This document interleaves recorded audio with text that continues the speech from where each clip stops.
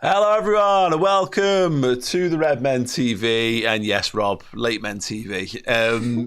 For the Watchalong, I'm Paul Machin. Chris Pajak is alongside me. Steve is over at the board. He's going to be putting the team up momentarily if he hasn't got it right already. He was like, he's got it right. He's got it right. I think it's going to be like that. I think it's like that. Weird that you were looking at your phone when suddenly you thought that was a thing, but we'll see whether he is right momentarily, because the team is out. We might as well not waste any more of anyone's time. Stop wasting people's time then. What? Stop wasting people's time. Well, I would love to stop wasting the time, but it's one of those days, isn't it? Right? Yeah, I was right, just for clarity. Yeah, so Liverpool's 11 to face Crystal Palace today. Alisson Becker is in goal. We've got Milos Kerkez, Virgil van Dijk, Ibu Konate and Conor Bradley. And midfield three of Ryan Gravenberch, Dom Szoboszlai and Alexis McAllister, with Florian Wirtz playing left wing. Am I wonky? Not you, We've got Alexander Isak and we've got Mohamed Salah as well. So I suppose the biggest talking point, lads, to throw back to you is that Florian Wirtz starts. I think I'm right in saying it's his first game starting in that left wing position with Cody Gakpo dropping to the bench. Yeah, it's certainly something. I know Josh Williams isn't particularly enamoured with the idea of him playing on the left-hand side. I don't care. I just wanted to play football matches for us, if I'm honest. Yeah. Josh doesn't like it. I'd be surprised if that was why we signed him. But it's totally okay to get someone into form and fitness, isn't it? I think the problem we've got is that we've got 4 undroppable midfielders for 3 spots. Yeah. And Gravenberch, McAllister, Wirtz and Szoboszlai, they all need to start games for me. Yeah. Each of them brings something that this side needs. And, right now, obviously, Cody Gakpo's been playing a lot of football and stuff, so why not drop Wirtz in there? He looks more comfortable on that left-hand side than he has done in the centre of the park, and I think that's down to the fact that the pace of the game is just a little bit faster. There's less people around him, and I think as you are sort of getting used to the speed of the Premier League, rather than make it difficult, make it a little bit easier for them. Mm-hmm. And then if you can build that confidence up out there on that left-hand side, then I'm fine with that, because I don't see him out there long term. I don't think Liverpool spends 116 million. I don't think the PowerPoint presentation had him on the left-hand side, rotating with Cody Gakpo. I don't think that's why he turned down Bayern Munich, is what I'm trying to say. But it's okay, because he's getting used to a football club and teammates. Yeah, and it's another team that are going to make it very difficult for us to play through the middle. And that's one of those things, is you're getting up to speed. There are 19 other teams in the league. That's what they all do. Yeah, but it feels like every team we've played so far this season is one that wants to chuck a load of men behind the ball, defend the penalty area for their lives. Yeah, exactly. And I get the idea. He's obviously I think he was bought with one eye on that being the thing. But you're right, he doesn't feel like he's totally up to speed with what we're doing in the pace of the Premier League and all those other things. So, look, he's no stranger to playing in a front three, and I'm from out wide as well, so fine. Steve, what are your thoughts on it? Yeah, I think a lot of it comes down to this fella, Dominic Szoboszlai, and how good he's been. I think if you'd have asked Arne Slot what his plans were going forward, I think he's probably thinking my best midfield three is going to be Gravenberch, McAllister, Wirtz. But Szoboszlai's made himself, Chris mentioned the word undroppable before, he is undroppable now. And then the manager's got a decision to make of Wirtz and Gakpo. And I don't think Gakpo has been pulling up trees in the last few games. That probably makes it easier as well over there. Obviously, Rio and Gamo's do their option. I don't think it's time yet for Rio to be starting Premier League games. So I'm okay with it. I think it's a major positive for Szoboszlai. And I think against Palace don't press. They just don't. So you go back to your point before of the energy and not being able to play through the middle. There's nowhere to go. There's no space because they don't give you any space. I haven't seen their team, but it's usually a very combative midfield, the likes of Wharton and Hughes. So if you just get Florian Wirtz into space, it's always about finding space for your creative best players. And I think against the back five, which I'm guessing again Palace usually play, that can be the area where you get some. And listen, if you'd have said to me in the summer, well, Liverpool are going to start a game away in the Premier League with Vert and Isak in their front three, I think we'd have all been very, very happy. You know, imagine when that day when we lifted the trophy against Crystal Palace, they said the next time you play these in the league, you're going to have those two playing up front for you. You'd have took it. But I think, credit to Dominic Szoboszlai, he's made himself undroppable, and therefore he's in the team, and rightly so. Say what you will, about what we've been sold on the idea that Vert is going to play as a 10 for Liverpool, but right, Steve's kind of right. If you told me that at the end of last season that next season we were going to have Florian Wirtz, Alexander Isak and Mo Salah's off front three, I'd be like, yep, that all day long. That is certainly on paper and almost by every metric a vast improvement on what we've had in a number of situations over years in terms of a front three. So it will be on Wirtz to try and kind of prove it and try and have an impact in the game, really. Yeah. But Gakpo's not been playing really well, so fine. Again, you've got players there, you've got a squad. This is how players get minutes, is being able to play in different systems in different moments. Yeah, I think listen, a lot of this is about how you G someone up for it as well, isn't it? Cody Gakpo comes into the club, fights tooth and nail for a position in the side with Luis Diaz. Diaz goes. Gakpo believes he's probably the only person with a 17-year-old backing him up. Mm-hmm. Is that to do with the performance levels? Is this a reminder that you've got to work really, really hard to get into this side?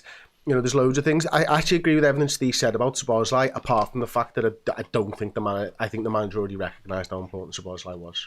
I just think that was... Anyone who watched Liverpool last season can see how important his legs were in the middle of the park, and I think the manager probably more than anybody realised that. I think, it's just about good players, loads of good players, and nothing's really changed from Jürgen to Slot in that regard. Good, functional, versatile players. We've just got more of them now. Yeah. And again, because 5 subs is a more established thing, coming right toward the end, obviously COVID, and then beyond for Klopp and Liverpool have built a squad that's capable of utilising that, and God knows we've done it enough times this season. More on this, please do use the comment section to drop your thoughts on it. We are partnered this season with Oosh.co.uk. They have got an absolutely fantastic draw running at the moment. If you head over to their website, use the link in the description underneath so that it makes us look good. Thank you very much. Get yourself in the draw for hospitality tickets to Liverpool versus Aston Villa. It isn't just that, you're going to get lounge access as well, including that, your 2 tickets, 2 seats together in the Brody Hospitality Lounge. There are padded seats as well. Cool. Sure. Maybe cool. Once you get a blanket with if it's cold. Why not? Maybe. You might too. Maybe, probably not. There is complimentary street food available until kick-off. Sorry. Cool for the integration. You get a 1-night stay in the Liverpool city centre and a 2-bedroom apartment, breakfast included, and £200 of spending money. So yes, head to the Oosh site using the link in the description underneath. Get a ticket to enter. You've got 3 days and 8 hours left on that one. There are a maximum of 299 entries so far, only 34 people in the draw, so your chances of winning are very, very healthy at the moment. So if you're often thinking like, well, how do I get tickets? It's hard. This is a pretty easy way to do just that. So give them a little look, because we are partnered with Oosh.co.uk for the full season. They're amazing. And fill your boots on that one. Nice one. Anything else, Steve, stand out to you in terms of the team? Obviously, the midfield with no Vert in the 3 kind of picks itself. Yeah, absolutely, it does. I think I was going to bring up the bench, actually, because obviously Hugo Ekitike sent off shirt and all that kind of stuff. Does give an opportunity to Federico Chiesa. He will be on this pitch. He will end this game, I can tell you now, playing centre forward. That's where he's going to be on this pitch at some point, playing centre forward. Arne Slot keeps telling us Alexander Isak isn't ready. Liverpool have effectively put him in a pre-season. This is what it is for him, albeit with 3 points on the line. So we're going to see Chiesa at some point. And we're also going to see Cody Gakpo at some point, I'm sure, as well. The interesting one, therefore, becomes, does Liverpool use Jeremy Frimpong at any point in the forward line? I think the most impressive Frimpong performances recently have been in that attacking outlet. Again, Salah doesn't come off, so that might be tough. Mm-hmm. But it is a very attacking options in terms of the bench for Liverpool, even without Ekitike. But going back to Alexander Isak, last time he played against Palace in the league, he scored. I thought, I don't know what you guys did against Southampton, he's clearly not 100% fit yet. He had 2 chances, he hit the target with both of them. And in this type of game, Palace with a very stingy defence, they don't give up too much. They're going to have the back 3, got a very good goalkeeper. Someone like him and just being so clinical could be a massive boost. Obviously, that's why we signed him. I just hope, another week's worth of football, he's a little bit sharper. Yeah, and it's interesting because I'm worried about him ruining his goals to game ratio in the early stages of the season, because the more times you play and the more appearances he makes and he's not quite up to speed. But this is the nature of where it is. The fact that he's managed to break his duck already for us is very, very helpful. And it'd be interesting to get a measure of him here, Chris, because Slot said in his press conference that in pre-season, the way Liverpool do it is they're working him up to around 60 to 70 minutes, which I think tells you exactly what we're going to see from him today.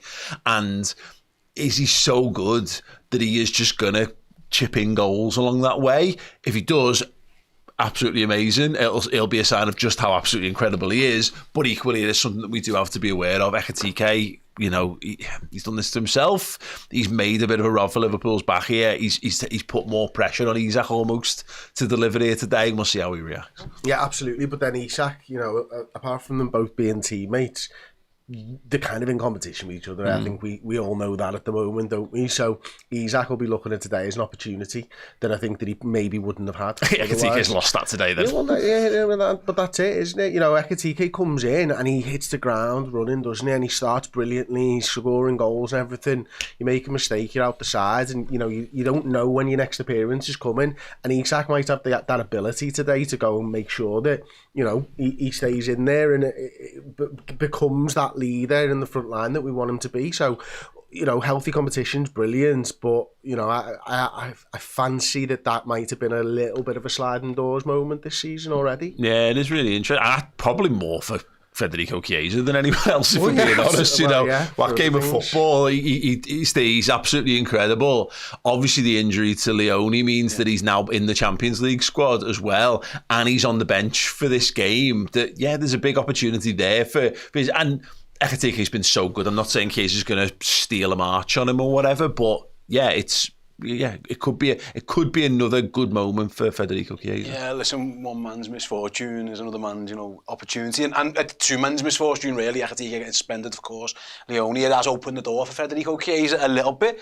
Listen, I keep referencing all the time, and I apologise to people who watch Redmond a lot. Just go back to Divock Origi. He was gone. He was out. Liverpool didn't want him. He was gone. A couple of injuries. He's on the pitch, obviously, when Jordan Pickford knocks him off the bar. He scores a goal, and fast forward a year, and he's scoring in the Champions League final. Football's mad, and sometimes you've got to just take your opportunity. Federico Chiesa, all through last season, would have been begging for an opportunity. He will get it today. He will be on the pitch today. He got his opportunity against Bournemouth and he took it. He got another one against Southampton and he took it. So fair play to him and his mentality.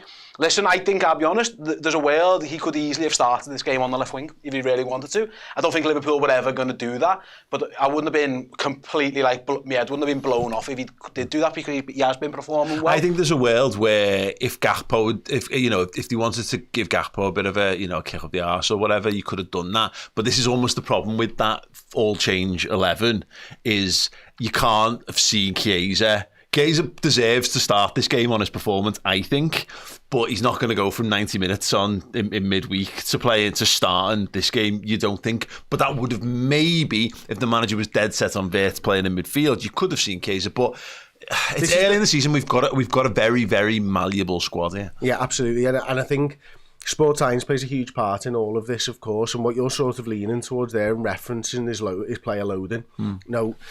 Player like Federico Chiesa at this stage of the season isn't loaded to play 2 games in a week. They're just nowhere near. It actually he's probably just as far away as Isak in that regard, because there's just absolutely no need. And you see this when players get injured. If a centre midfielder goes out who plays 2 games a week or whatever, their understudy isn't ready to take that, and they generally then pick up an injury because they're thrust into that. So Liverpool are in a position where they really understand enjoy saying thrust there, didn't you? Yeah, you've got to really roll that sort of, you know what I mean? So I think that's what it's about, isn't it? Liverpool know this. Liverpool know this better than anybody. They're pioneers in this game as well, aren't they? So they know that they can't just throw Chiesa back into this one because he's got to sit on the bench for a little bit and gain a few minutes instead. I think also it's worth mentioning just how good the squad is. Federico Chiesa, last weekend or the weekend against Everton was Liverpool's 21st best player. Effectively, that's what we've been told. That's what Arne Slot's been saying. That's some squad, and I know he wasn't on the bench for that game, and people were up in arms, and it was the same with the Champions League stuff. There will always be an injury, there will always be a suspension, there'll always be a guy who needs a rest, there'll be an AFCON, there'll be an international break, there will be plenty of opportunities for someone, and it's why you build the big squad. Everyone was up in arms about Chiesa, and I took it both ways. I felt sorry for him a little bit, but I also took it just how good Liverpool's squad is, that he is the 21st man, because, mate, you can go back not that far really, maybe a decade or so, and he's probably the best team. He's playing left wing in most of Liverpool's teams, so Liverpool have built themselves a really, really top squad. Again, it's really unfortunate for Leone, it's really unfortunate and a little bit stupid from Hugo Ekitike, but it's a pretty good bench. It's a very, very, very good team. That it probably looks the most balanced I've seen Liverpool play this season. I like the balance of that midfield because Chris went back to it before, the Vert, trying to get him used to it, trying to get him with his teammate. That's the league-winning midfield. They're the champions. Yeah. That's the league-winning midfield with Alexander Isak in front of it, and then Florian Wirtz doing things over there as well. It is just dropping another 250 there. Yeah, it's absolutely absurd. So I think Liverpool look very, very balanced. You know, we talk about Wirtz, and I think the attacking thing was the thing we were best at, better than anyone else in the league. We were so good. 250 fucking million pounds. Yeah, we were so good at scoring the goals, and then we just added these two in. With him being there, he does do that role, like, you know, for Leverkusen. I know it's 3-4-3, but he likes being over there. He's probably a bit more comfortable. You know, we brought him in, and with a change of system, and with a change of role. And listen, I'll be honest, I expected a little bit more from Florian Wirtz at this stage. It's not a disaster, it's fine, there's loads of time to go. But I thought maybe he would come in and just like the Premier League on fire, and he hasn't quite done that yet. Maybe this change of formation gives him that little spark to be able to do that. And I do like the idea of the McAllister, Isak, Wirtz triangle over there. Kirk's bombing forward as well. It does feel very creative. Yeah, it's a good team. It's a very good and the midfield's going to rotate. That's what we've seen as well, isn't it? You know, we've seen Gravenberch, McAllister, Szoboszlai all sorts of exchange positions and stuff. And I think Wirtz is going to do that. What I love about Wirtz coming off the left-hand side and just being generally just over to that left-hand side from what I've seen so far is it doesn't stop him moving to the right. You know, he grabs the ball, and if it means that he runs across, you know, the entire penalty area and goes past the D and stuff like that, he'll do that. And that gives... I just think sometimes when the game's so fast, it's just a little bit easier to start on the outside and make your way in, rather than start inside with all the pressure coming from every fucking angle around. We haven't really seen his dribbling properly yet. It gives you that opportunity, doesn't it? Yeah. Right. This is where I think he's a bit Hazard-ish like that, the way he likes to carry the ball and dribbles in small space and stuff. What it is though, Chris, it's Wirtz and Isak playing together. Yes, give them that. Give a number 10, a fella who runs in behind, and they will love that all day. And look, Chiesa started the game wide in Southampton. Started on the right. Yeah, correct. But he didn't play anything like Mo Salah plays it. He didn't hang out on the touchline. He played it sort of tennis. I wouldn't be surprised to see Wirtz do something kind of similar. Salah will be the guy on the starting the game, you'd imagine. Chalk on the boot, all that kind of shite. Wide on the right-hand side, allowing Bradley to get up and play with him. Szoboszlai to go and play with him. And then you might even find Isak and Wirtz just kind of pick up a pocket of space sort of from the right-hand side of the 6-yard box over to the left wing and deep. That'll be their side. They will go and play together while the other lads do the job on the other side. I'm really interested to see how it goes. Paul, obviously, Liverpool did play Crystal Palace at Wembley, so Arne Slot's seen them and their tactics and what they do. And that back five is interesting. Maybe that makes it a little bit easier to use Florian Wirtz in there as well, because you don't... Ideally, against the back five, you do want to stretch the pitch a little bit, but also you can get into those little pockets. You should outnumber them in midfield. If they've got 5 at the back and 2 in midfield, you should already be able to outnumber them, which allows Florian Wirtz he'll probably drift into that number 10 position anyway, because they haven't got anyone in there. You know, it's very much it's Water and Kamada in there. Already up against McAllister and Szoboszlai. Wirtz kind of becomes the spare man in that one. I don't think their centre halves are going to come out with them. I don't think that's how they play. They like to be deep. And also, basically what you're saying is to Kirk, sorry, you can fell over that. It's that hill you're standing on. Yeah. You've got the job of Munoz up and down this side. I do believe that Florian Wirtz will see a lot of space in this game because for that reason. There's nobody really. He hasn't got a direct opponent in this one. It's a really interesting position that he's going to find himself in. Yeah, definitely. Let's have a little look at the Palace team. Well, before we do, can we watch Kelleher save this United penalty, please? Because this is what it's about right now. Yeah. United have got a blooming penalty, haven't they? It was a penalty, to be fair. It was a good ball in by Bruno Fernandes, defender pulled back. Brian Wemo. Queeve Kelleher, penalty saving specialist that he is, but Bruno Fernandes, who is just unbelievable at kicking a football. I don't think Kelleher's going to save this one. What do you think? I hope that when he does his little jump, he falls over. Cool. Yeah. And hits the ball with his shoulder. And it rolls to People Kelleher. aren't getting in his grid anywhere near as much as they should be. But I think that he just puts it in the bottom right-hand corner. There's Manchester United fans praying for an equaliser against Brentford 6 games into the season. This is where we're at. I'll be okay letting them score if Brentford go and score a late winner. In fact, yeah. Do you all look hammering? Just like everything about the body language. It all says that. There's a video on our channel. Is this Gerrard? There's a video on our channel, Paul. Is this his Gerrard Blackburn moment? If I score this, he stays within a job. If I miss it, though.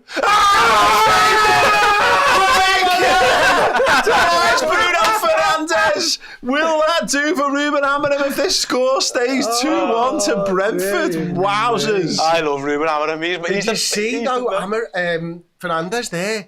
He pointed at where he was going to do it. Just pointed. He didn't point. He didn't point at all, but there you go, Queeve. There, Queeve. It's a bad thing. I'm not saying he's missed that on purpose, but if you ever wanted to miss a penalty on purpose and not put it over the bar like Steven Gerrard, that's how you'd miss a penalty on purpose. You just roll it to the goalie down to his bottom left. I'm not saying Ruben Amorim and Bruno Fernandes don't get on, but one of them wasn't looking at the penalty and the other fella just kicked it along the board. Tell you what, there's some body language experts on Instagram who are going to have an absolute field day this week with all of the stuff around that penalty. You know we're doing that? You? Oh, mate, Ruben Amorim is my favourite. I love him. He's great, isn't he? I want him to stay forever. If this stays the way that it has done for the next 40 minutes, it's going to be the best bias. Graham Potter's available. It's you know what he's like. Graham Potter's available. Get him into United. At the back, Steve. Big Gaza Southgate. What are you talking about? Oh, there you go. He'll play three. He knows how to get the best out of Maguire. Plays both, mate. Oh, Can play a back four and a back three. Oh, Luke Shaw loves him. Loves Luke Shaw. Gareth Southgate is a better manager Gareth than Ruben Southgate. Amorim. Sir Gareth Southgate. Is that right? Sir Gareth, yeah. Wow. He's not just any old Gareth. He's a Sir Gaz. Get him in. He's the lad who put a paper bag on his face don't for tell a me Pizza it's Hut services to football. Well, why wouldn't it be? Yeah. Got England to a couple of finals. But he didn't win. Yeah, I didn't knight him. I'm just telling you he's been knighted. Give him whatever's the worst out of the OBE and the MBE. Don't give him the knighthood. Do you know what I mean? Yeah. Is it the MBE? Is that the worst? The worst. The worst of the best. No, but what you say, you've given him a gold medal for finishing second.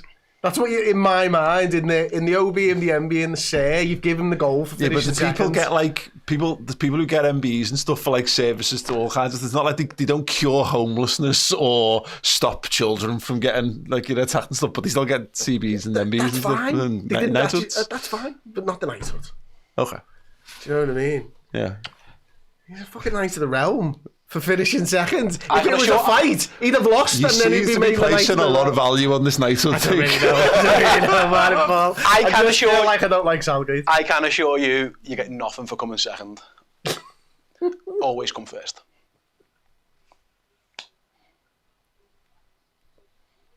Let's just leave him there. The Crystal Palace team then, everyone. Dean Henderson is in goal. The back three of the elephant in the room, Mark Ahey, Lacroix, Richards across the back. Sorry, say that again. Lacroix. I love that. That was like Chris saying bruschetta before. I think I like football. I got a bruschetta for my lunch. Chris had a bruschetta. It's a cheeky bruschetta for lunch. Fucking hell. Parmigiano Reggiano over the top of it as well. You had tomato on toast. Shut up. Salsa on fucking toast. Fucking salsa. There's no lime involved, Paul.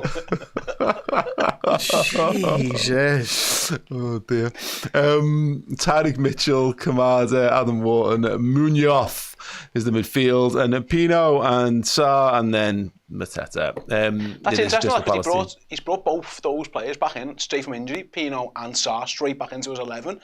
You very rarely see a manager bring two lads who've had injuries straight back in one, especially in very similar positions. Obviously, two of their attacking players straight back in with an injury. I mean, they're both good players. Sarr had a couple of really good games against Liverpool. He did well at Anfield. He did well in the Community Shield. But I'm quite surprised that he's gone for both of them. I was pretty certain that we were going to see Will Hughes just ratting about that midfield around us, but it's actually quite an attacking selection. I wonder whether that's one of the things with Vert. It's like, I can't have Will Hughes kicking shit out of him again. Like, you know what I mean? Just get him away from Will Hughes no matter what. Stop Premier League yard dogging all over Florian. He's going to be a Barclays man in a few years, isn't he? Is the old Will Hughes? Yeah. He's a football player, him, isn't he? He's a rat, but in parenthesis positive. Bruno Fernandes, rat derogatory. Will Hughes, rat positive. That's kind of our complimentary rat. Rather than a... He's a yappy dog, isn't he? Yappy dog of a footballer. Yeah, I have not much more to say about Crystal Palace other than they're a team that we've got a good record at Selhurst Park broadly. Is it 16 or 17 unbeaten? 17 unbeaten. This is the only two teams in the Premier League who've yet to lose a game. So there's a chance that will come to an end today. Hopefully it is ending their record, not ours. But yeah, this always is a bit of a battle, Chris. We've had some mad things happen at Selhurst Park and some weird, kind of situations, and it's taken like Salah breakaways here and there and stuff.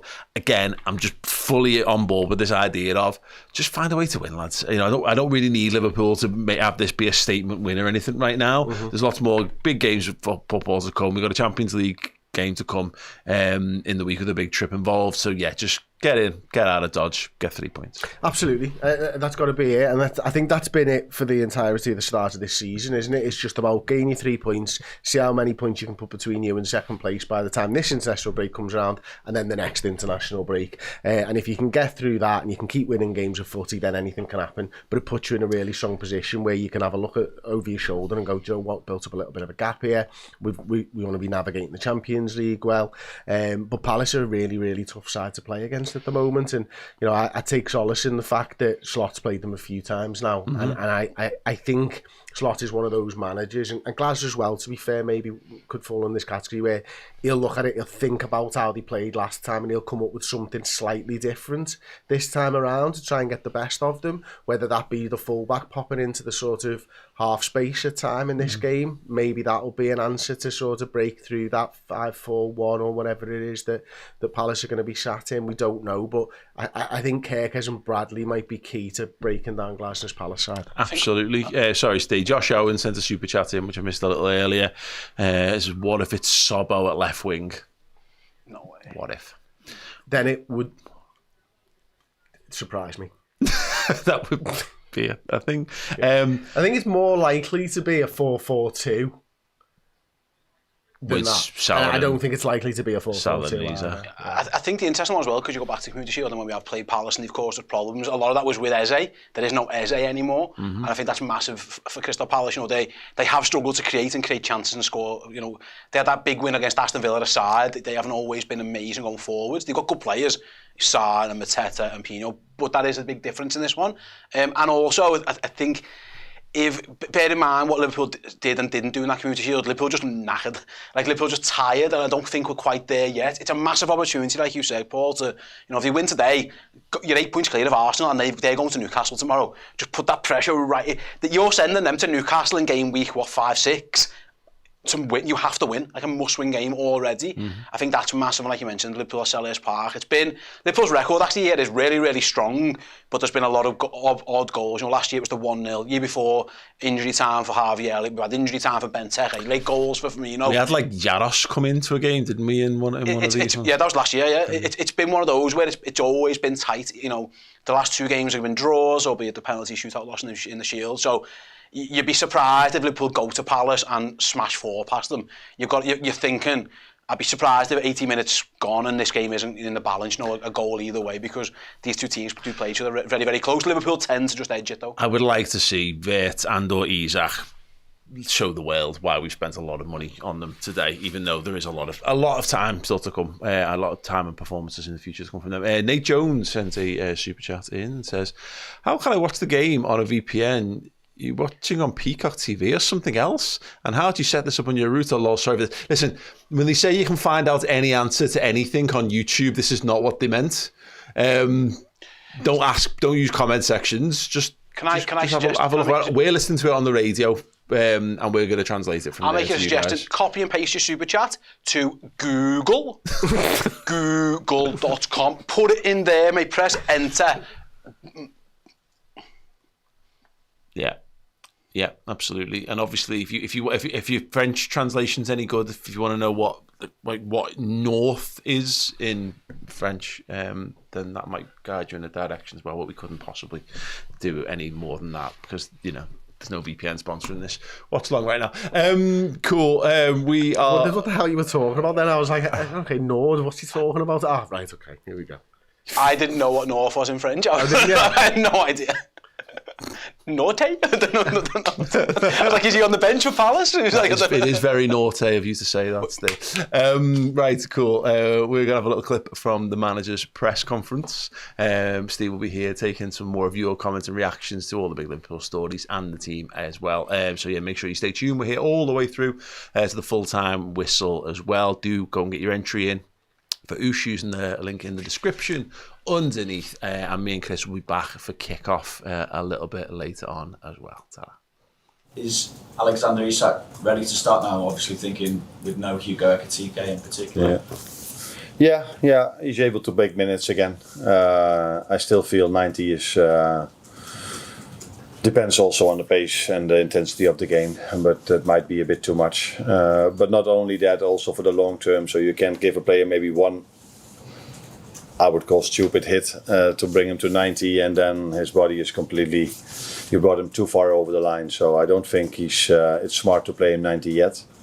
But he's further into his pre-season now, and normally after 2 or 3 weeks in pre-season, players go to 60, 70 minutes, and in some clubs they even bring them to 90. But if you look at our pre-season, we mainly bring them to 60 to 70 minutes then.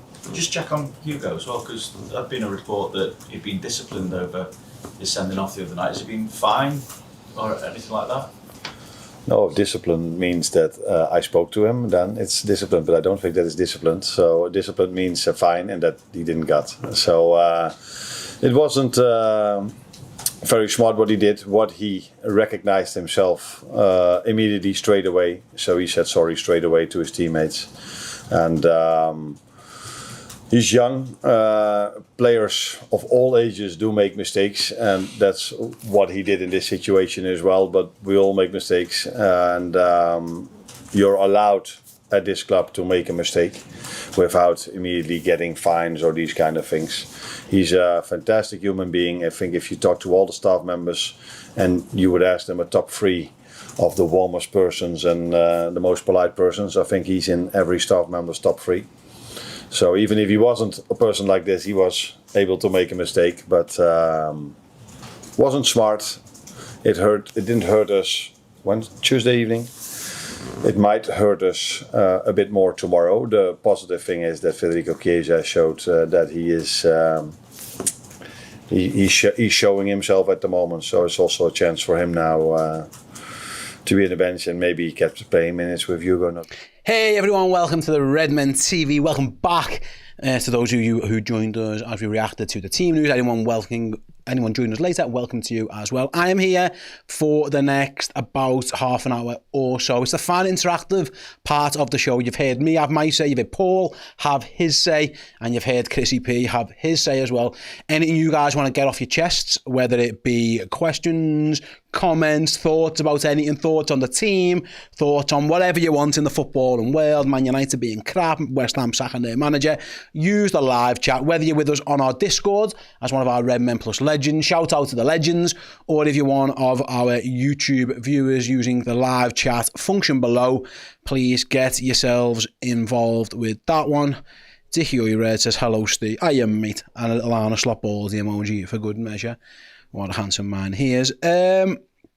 Ashley said, I'm surprised Bradley started Steve. I think he's been below his usual standards this season so far. I don't think Frimpong was amazing at right back either in midweek. But you are... listen, I thought Bradley did okay against Jack Grealish, actually. Listen, he wasn't perfect, and Jack Grealish did well at times. By the way, if you keep seeing me look over there, I do apologise. I'm kind of keeping half an eye on United's for Brentford. So yeah, I don't think either right back, to be honest with you, or in amazing form, given in recent opportunities and recent weeks that they both played. Actually, Szoboszlai's been the best right back we've had this season.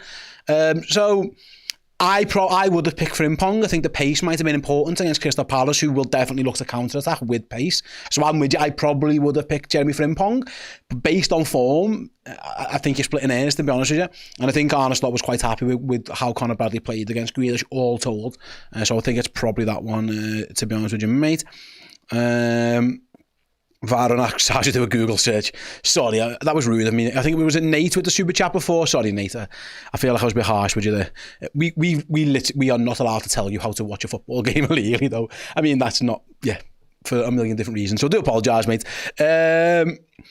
Right, let's see who else we've got. We need Redmen TV presenter face emoji, says Matt Bannister. Well, Matt, if you join us as a member on YouTube, you will get some. Any of our members want to show Matt what some of the face emojis look like, feel free. There's definitely I think there's one of every single presenter, all 6 of us, including my main man Errol. They do exist, mate, so I'm sure some of our members watching along now will use those and show you what they look like. I've defo got one that looks like a Macaulay Culkin. There you go, look, there's a few there. Ashley right on cue with me, Chris and Paul as emojis. There's definitely Chloe, Dan and Errol ones as well. Right. Johan says, Stay, who scores more goals today, Isak or Chiesa? Yeah, Isak, I'm backing him. I think he's going to get a goal today. But we will see Chiesa off the bench 100% certain, and he'll go and play centre forward. Fantastic attitude that Federico Chiesa has shown in recent weeks to get himself back in contention. Dickie Red right on cue. Look at that. We're all emojis except Arne Slot. That isn't me. That is definitely Arne Slot. But for the most part, you're nearly there. We do exist. Sham Steve, do we want Amazon sacked before or after they play? Yeah, listen, I love Ruben Amazon. I think he's fantastic for Manchester United. I hope they keep him forever. Right then. Thank you, Steve. Yeah, you're welcome. There you go. Douglas says, will Gahey be able to focus? It's interesting because when he was linked to Newcastle, I'm pretty sure he scored own goals in both games against them. So if he wants to do that for us today, brilliant. What I would say, I think one of the things everybody says about Mark Gahey is that his mentality and his character are top notch. So I don't think it'll be a massive issue for him. I'm sure it'll definitely be playing a part in and around things. And listen, I don't think he's massively thrilled that he had to stay at Crystal Palace. I think he's got his head round it. Sorry, I was watching my United header one over the bar because Xerxes crap. But I think he'll be fine. I think he's a very good player. Liverpool, there's rumours in Liverpool might not try and buy him in January. They might wait to get him on a free. This Leone news, does that change things? I don't know. But I think Mark Gahey will be fine for them. He's a good player and I wish he was on our team rather than theirs. Harry Peach, Steve, how do you prepare for lives? How do you get up for it? I don't know if I am up for it, to be honest with you, pal. I just kind of turn up to work and talk on the internet. I do a bit of prep, a little bit, a little agenda sometimes, a little couple of bullet points, but these shows in particular are in some ways the easiest, in some ways the hardest to get ready for because you don't really know what's going to be said. You don't know what you guys are going to ask. I don't know what the team's exactly going to be. So for me today, for example, knowing I was at the board, I did a little bit of research on Crystal Palace and Liverpool's records against them in recent games and a little bit about them and their injuries. But that all came actually because I hosted the build-up show. So I kind of had a lot of that done before then. So good question, no? I appreciate the question. But in terms of getting up for it, mate, I'm just high on life. It's as simple as that. And I drink plenty of sugary drinks. So they're the two answers. Let's see who else we have there. Dante, if you could take one player off this tired United team, who would it be? Their best player is Bruno Fernandes. I wouldn't have him within a mile of Liverpool. He's a horrific person in terms of his character. Who would I take from this Manchester United team? Mbuemo, maybe? I think he could be a good option off the bench. Cunha, again, he comes across like a bit of a cock, doesn't he? Who else have they got? Yoro, I'll be honest, I haven't seen it from Yoro yet, but he's a very good young defender, so I'd probably say Mbuemo, but I think they're all crap. There's a reason why they're where they are in the league. Even that kit, Chris said before, it makes them look like a mid-table team. That's a mid-table team's kit. But it's probably Yoro, as a few people are saying in the chat. Maybe him. But now Liverpool have signed Leone, maybe not. And I hope they sign Gay. We don't really need them Mbuemo either, but I mean, the fact that we're maybe quivering over one or two maybe goes to show exactly where Manchester United are. Because in 20 years ago, you took 5, 6, 7, 8, 9, 10 of their players into your squad. Now you're struggling to maybe take one. Mark says, I'd take the licked. He can't run, so I wouldn't. Speaking of who can't run, Jovan says, I'd take Kobe Mainoo. The exact same thing. He can't run either, so I wouldn't take him either. As Brentford on the counter-attack. Shall we watch it? Speaking of the lick, look at him running. He's running like in cement. As Brentford through on goal, take a shot on goal. Told you, he can't run, that fella. He runs like an absolute crab. And Brentford wrap up all 3 points against Manchester United. Right on cue. I mean, I tell you, I'm not taking that goalie. Jesus, how did he let that in? It went right down the middle of the goal. Yeah, so Jensen makes it 3-1. Did you see that? Honestly, right on cue. Did you see the lift running back? He ran like me. My man was running in cement. Gee, quicksand or something. He couldn't move. Anyway, yeah, there you go. Man United are going to lose. There's Bruno, right on cue, head on the floor after missing his penalty.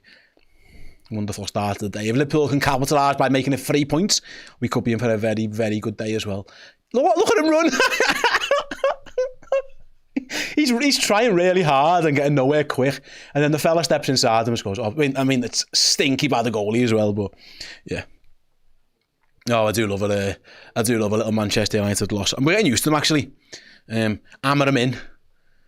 What's the goalie doing? That's me on FIFA when you press the wrong button and dive the wrong way. Look at this goalie. MK says, are you worried that they sack him before we play them? Yes, absolutely. What I would say, actually, but to be fair to Ruben Amorim, his record in bigger games is okay because he can counter-attack. But yeah, I would like him to stay in charge as long as we can. Please, Mr. Amorim, stay there as often as you can. That would be great. Because they're going to get Gareth Southgate in, aren't they? Which again would be absolutely funny. Yeah, Craig said the goalie just stood there. He might have saved it. He did. He just dived past that one. Right, let's get back to Liverpool because this hate watch is done. Mwah. Mwah. Look at the United fans emptying out. See you later. Anyway, back to the Liverpool questions. I mean, everyone's been talking about Man United for the last few answers, so I might have to scroll up a little bit to get myself a Liverpool question. Right. Baldwin says, why is Wirtz playing on the left? He was good against Palace in the Cup. Is that? I'm guessing you mean the Community Shield. I think it's a little bit to do with the back five and trying to get him into a bit of space is why I think he's in there. And I think Arne Slot has gone for his league-winning midfield for a very tough Premier League away game. And I think that's the reason why. And listen, Gakpo hasn't been in amazing form either. So I think that's probably why Florian Wirtz is playing on the left-hand side. Chocolate Starfish, that's a horrendous name. But fair enough. Yo, Redmen and all the chat. Steve, what is on the perfect pizza? It's a great question. It's the question that I live for. Definitely, I'm going for like a meat feast type pizza with a bit of spice. So give me a bit of pepperoni, a bit of salami maybe. Give me a little bit of I like the bacon, a bit of spicy sauce on there as well, a bit of chili sauce or something like that. I'm happy with that. So yeah, meat and spice is what I'm going for. But yeah, horrendous name, Mr. Chocolate Starfish. You can't be calling yourself that on YouTube and making me say it, read it out. Let's see who else we've got in the chat. Wirtz, Isak, Salah with Szoboszlai, Gravenberch, McAllister behind them is very good. Very tough for the opposition, says Tim. I mean, it's a world-class midfield and front three, isn't it? You know, wonderful 6 players there. Fantastic. yeah, it's tough for anyone. That's as good as you're going to get in world football. If they're all on fit and firing and on form, it's a wonderful midfield and a wonderful front three. And two great centre-backs and two good full-backs and a world-class goalkeeper. So Liverpool are great. Liverpool have got a top team with top players. So that, yeah, it is fantastic. Let's see. Chundercat says, I'll get a meat feast from a takeout, but a Pischetto pizza in a restaurant. Okay, yeah, I can understand that. If you go to a little Italian, you might want a bit more class. I do understand that. Whereas if you're getting a Domino's or a Papa John's or whatever, yeah, just flog it full of as much meat as you can. Producer Joe, what should be on a pizza? Joe's getting the studio ready. Pepperoni mushrooms. Mushrooms, yeah. Joe said mushrooms. Couldn't disagree more. Don't like the texture. I agree with pepperoni though. I agree with the pepperoni. A little bit of spice. Barbecue or tomato based, Joe? Tomato. Yeah. Someone mentioned the barbecue base. Not for me, if I'm honest with you. C-Max says I'd go meat feast with the barbecue base. I don't like the barbecue base. It's a little bit sickly for me. Not a fan. Joe would go tomato base with pepperoni and mushroom, which is, I understand it. I'm not a mushroom guy. But Joe is a fun guy. What a joke that was. Class joke that. Class joke. Stuffed crust, yeah. Stuffed crust. Dutton says I'd go cranberry and brie. What? On a pizza, really? That's a bit posh for me. Back to the footy questions then. Apologies if I've got your name right. I think it's Kaya, but apologies, it's KJ. I'll say your name. Kaya, maybe. Sorry, Diane says. Looks likely we'll see Chiesa today. If he continues to perform well, where do you see his place in the squad and team going forward? As it stands, he's option number 21. That's just where he is, and he hasn't changed that. Yeah, Liverpool have clearly decided Rio and Gamoa is above him. Can that change? Absolutely, that can change. If he keeps playing well and keeps scoring goals and keeps putting a shift in, he can absolutely move himself up the ranks. If everyone's fit and no one's suspended, he wouldn't be on the bench today. You know, if Ekatike hadn't took a shirt off madly the other day, I reckon Ekatike's in the team, Isak's on the bench and Chiesa's not in the squad. So that's where he's at now. Can he change that? Absolutely. He absolutely can. I'll be honest, for me, he should be above Rio and Gamoa, but you know, Liverpool sign Rio and Gamoa, they see a pathway to the team for him. They've probably made him certain assurances when they sign him. And listen, Rio comes off against Newcastle and shows his worth as well. So that's where we're at. But he absolutely can force him. I keep going back to it. Divock Origi did the same thing. Divock Origi went from being an outcast to starting Premier League games, to playing in Champions League finals, to scoring some of the biggest goals Liverpool Football Club have ever scored. It's not unfeasible that Federico Chiesa can do the same thing. And I hope he does. I go back to, by the way, I'll go to the Liverpool squad if he's option number 21. You know, Gio Leone, before he got injured, was option 22. And then you're looking at the likes of Trey and Jadon Dance. Like, Liverpool have got some good players, like, who can't even get on the bench. Like, most of our bench today, in fact, let's play a game. Which of those bench players wouldn't be in Man United's team? I'll give you a clue. They would all be in Man United's starting 11. Every single one of them would get a game for Manchester United. That's how good Liverpool are. Yeah, Mamadashvili in goal, yeah, definitely. Robbo will play. Gomez, Frimpong, yeah, they'd all be in. Endo, yeah, Chiesa, Scappo and Gamoa, Chiesa, they'd all play. And, you know, simple as that. Liverpool have got a good team and a good bench. Right, let's see. Who else is having a little... Back to the pizza chat. Okay, back to the pizza chat. I can live with that. Thin and crispy or deep pan? Defo deep pan. Listen, if I'm going to... Like, a bit like the comment before, if I'm going to a nice proper Italian restaurant, I'd probably go traditional. But listen, if I'm just getting a pizza for like a takeaway or like a proper scran, deep pan and probably stuffed crust as well, if I'm being honest with you. Someone just mentioned yeah, here we go. Ganto says, can we get to 1,000 likes before the kickoff? Let's do it. I'm going to challenge you guys now. Right, so hello to the 1,800 of you who are watching live. Only 304 of you haven't pressed the thumbs up button so far, and probably all of you haven't pressed subscribe either. So if you can do both of those things now, press the subscribe button on the YouTube channel and press the thumbs up, because there are about 1,600 of you who haven't done it, given my maths. And listen, I don't mean to be rude, but we're not charging you for this. This is free. This is all for nothing. All you got to do is log on to YouTube, you sound, you're laughing, press the like button, subscribe to the channel, help us out, fill your boots, jobs are good, and tell your friends, tell your mates. We're going to have them covered every step of the way. And get it done here. Matt has liked, says he smashed the like button. Keegan's done it too, so has Corn. Harry Peach says, where's Errol today? He might come in later actually to watch the match. Or to be able, no, sorry. Scratch that. He might come in to listen to the match on the radio with us later, but Errol doesn't work the away games for us. That's very much Paul and Chris's job. I genuinely aren't here for the away games either.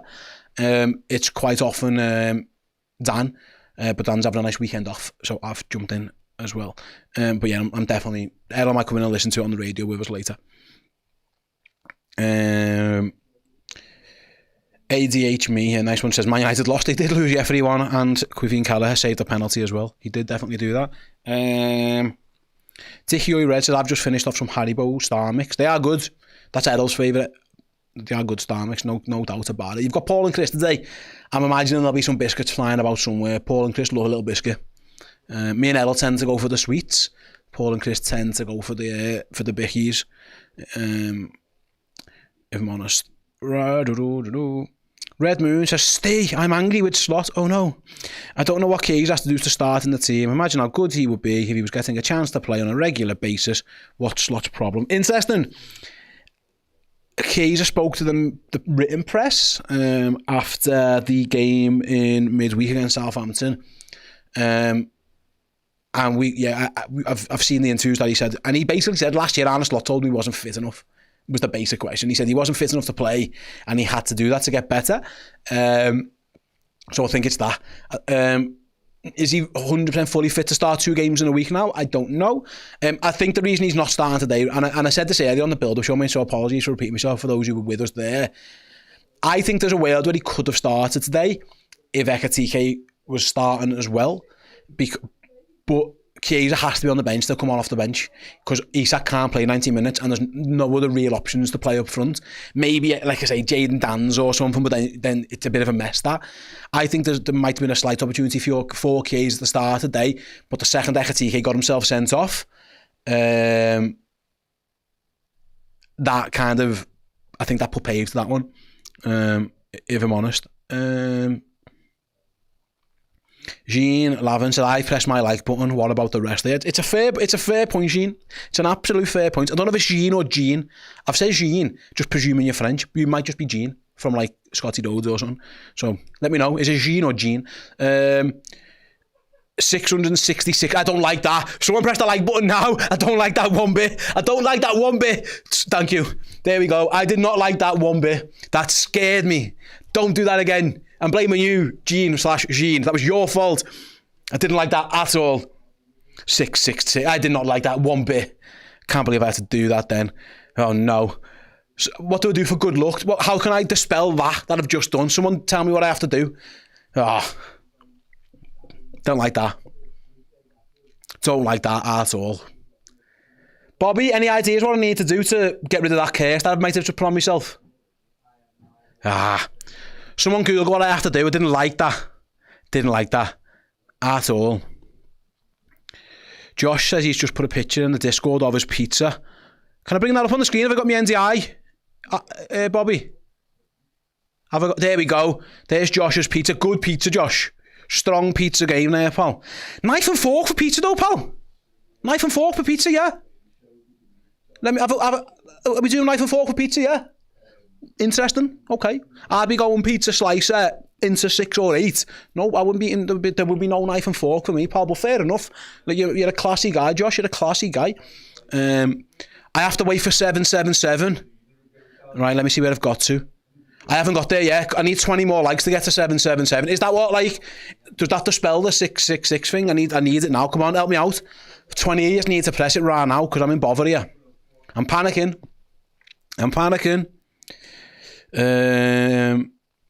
No, Gareth says it can't go above that number without hitting it. Yeah, but I saw it at the exact moment, Gareth. You're not listening to what I'm saying. Yes, it has to go past it, but I don't need to see it. Someone says say Origi 3 times. Okay, Origi. There we go. I'm not happy. I'm not happy there. There we go. I'm on 8. I'm past 8. I'm past it. I'm all right. I'm past it. We're all right. 9 and 4 on a pizza there, yeah. Thoughts in the chat. Thoughts on the chat. There to cut the slice, they brought it out uncut. Nah, see, you can't be having that. Send it back. If they bring a pizza out and it hasn't, and they haven't give it a pizza slice, it's going, come slice my pizza now. I'm not sitting there 9 and 4 on my own pizza. I'm not doing it. J Hobb says score predictions, Steve. 2-1. 2-1 to the Reds is what I went for. I'm going to stick with it for now. I'm happy with it. And I think Isak scores. And I think Chiesa off the bench scores the other one. Don't worry, safe. Sound sorted. Why didn't I think of that, John? I just won't worry. Sorted. That's why didn't no one else suggest that sooner? Just tell me not to worry. Yeah. I can't believe I didn't think of that myself, John. Genius. That's why you're a genius, John. And I'm just an idiot sitting talking about the footy on the internet.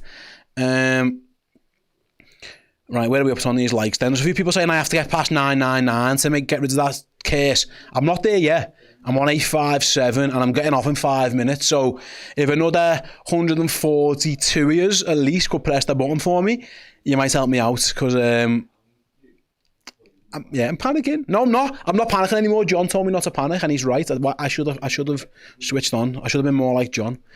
Worrying makes your hair fall out, Steve. Yeah. Steve, have faith in the Reds. I've got faith in the Reds, Ellie. I said they're going to win. I'm not worried about the game. I'm worried because the 666 freak me out. Not worried about the football. It'll be fine. Liverpool have got a great team. I'm sure it'll all take care of itself. I didn't like getting told to check on the like numbers and then that being the specific number. That's what I didn't like.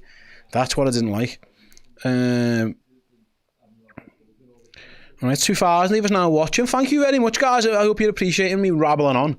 Just let you know, Paul and Chris will be back in about 5 minutes or so. They'll be with you throughout the course of the watch-along unless Chris's back falls off. In which case, I might have to. There might be a red men substitution at some point during the watch-along with Chrissy P. He's playing hurt. He's playing through the pain for everybody there. Chris is he's battling. He's passed that late fitness test, but it was barely. I reckon he's paid the physio off. Let's see who else we have in the chat. Could Waits go and play number 9 for the last 20? I'd be shocked. Just John. I'm certain Chiesa will come on. I'm absolutely certain Chiesa will come on.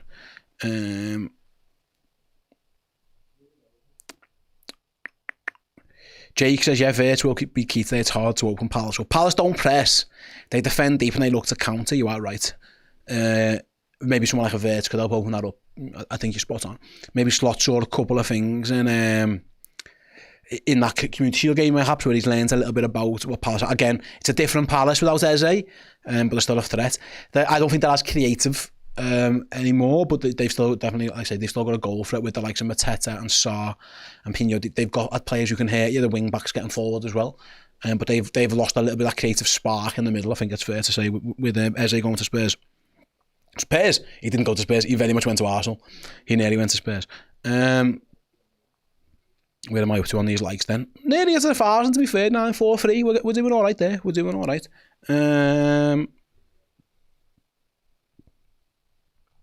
Let's see. Anyone else got any questions? Mr. J Mango says, I would prefer Szoboszlai deeper. He is a different player next to Gravenberch and McAllister struggle getting over the injury. I think it will be that though, mate. I'm pretty sure it'll be 2 and a 1. I'm almost certain. We'll find out in a little while, of course. What Liverpool should have more men in that middle of the park to try and outnumber Crystal Palace. Obviously, they play that for it's effectively 5-3-2-1 almost. So Liverpool should be able to get men in and around those spaces, and Szoboszlai's energy will be key. I think you'll see him everywhere.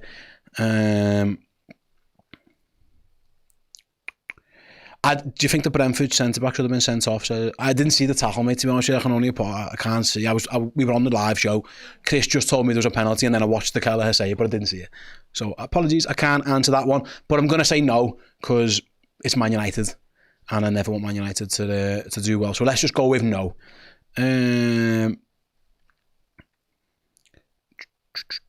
Let's see. Anyone else? Kegafer says, any pineapple on your pizza? No. We've had this before. Not happening. We've had there's a lot of pizza questions asked today. I've already said my favourite pizza. It's a meat feast. A draw will do today, says DF. Interesting, because listen, if Liverpool draw, it's not the end of the world, of course, but you never want to go out looking for a draw, do you? If they end up with a point, I think if you'd have said to me 5 wins and a draw from the first 6, I think we'd have all shook hands on that one. But now we're here. Go and win. You know what I mean? And I'm just thinking, if Liverpool can win today, it puts so much pressure on Arsenal tomorrow. They're going to Newcastle, 6th game of the season, having to win. Like, it becomes a must-win for them. Or there's a chance, you know, that the gap is 7 or 8 points after 6 weeks. That's massive. So yeah, I think if they could win today, it would be absolutely huge. D is telling us exactly how the game is going to go, so we don't even have to watch it, says D. Oh, there. Where's it gone? I've lost it. Where's it? There you go. Big Verge opens the scoring, then Palace score, and then we win it in the 86th minute with Rio and Gamoa. Sorted. Spoilers from D. D's got us, tell me how we're doing. Canada dry hands. Steve, please tell me this is going to be our first stress-free game. I would be shocked. I think it's going to be pretty stressful. Palace are good. So that I would be surprised at that one. Carl says, greetings all. I think it's time we break the cycle. I'm going for a 4-1 Reds win. Nice. Isak 2, Salah and Vert. Let's go. Okay, it says we got to 999 likes, did we? Interesting. Nice. Are we on? Is that what we're on now? No, we're not. Maybe mine's a little bit behind, but we're nearly at 1,000. Come on. Let's go. I've got a minute before these 2 clowns come back in.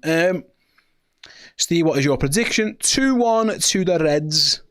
2-1 to the Reds. Anyone else? Very quickly before these 2 come in. Pentable says, Man United should get Sean Dyson. Gareth Southgate in. Steve, I hope you're ready for the 83rd minute. Keys or Wells. I'm here for a G. I said before, I think it'll be 2-1. I think it'll be later on. I think it'll be a tight game. I wish I had more confidence in us keeping a clean sheet, because Van Dijk's playing really well, Konate's playing really well, the goalkeeper's playing really well, and yet teams do score against us a little bit. It's granted to say, you know, obviously Burnley and Arsenal very much didn't. But yeah, it's Premier League clean sheets are hard to come by.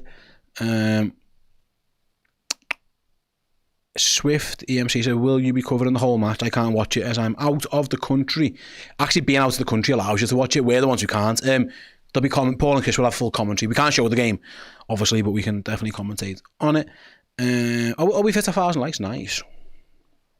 Appreciate it. Want to tag in? Yeah, sure. Right then, that is it from me. Going to go to a quick break, after which you will have Paul and Chris for the entirety of the watch-along. So yeah, stick around, and the guys will be back in a couple of moments. See you in a minute. Let's chat about Crystal Palace. Ian, I mentioned at the top of the show, unbeaten so far. Across both seasons, the end of last season into this season, in all competitions, I think it's 17 games without losing. In the Premier League, that's 11 unbeaten, including 4 wins and 7 draws. It's very, very simplistic to say to me. They're a team who are hard to beat. They plenty worse off they often do is draw a game. It's another big challenge for Liverpool. It's one of them teams as well that I always think they're a bit of a bogey side against us, and then I see our scores and it's like, actually, we'd actually do pretty well against them. But there has been a couple of recent draws. Yeah, they had very difficult games for us. We apart from probably 2 games I can remember at Selhurst Park, we never really roll them over. They're a very physical team. I think they've got pace this season as well.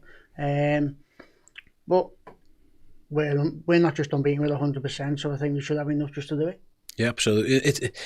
The team, obviously, Lewis, when you look at Crystal Palace, they obviously they lose Eze in the summer, and obviously that's a big blow to them. And attacking wise, actually, maybe things have slowed down a little bit, but Ismail Assar's coming back from injury. We know he's a dangerous player. Mateta continues to score goals and kick corner flags every other game. I say this quite often on the show, but the first thing you look at when you look at an opposition is, can they score a goal? Can they hurt you?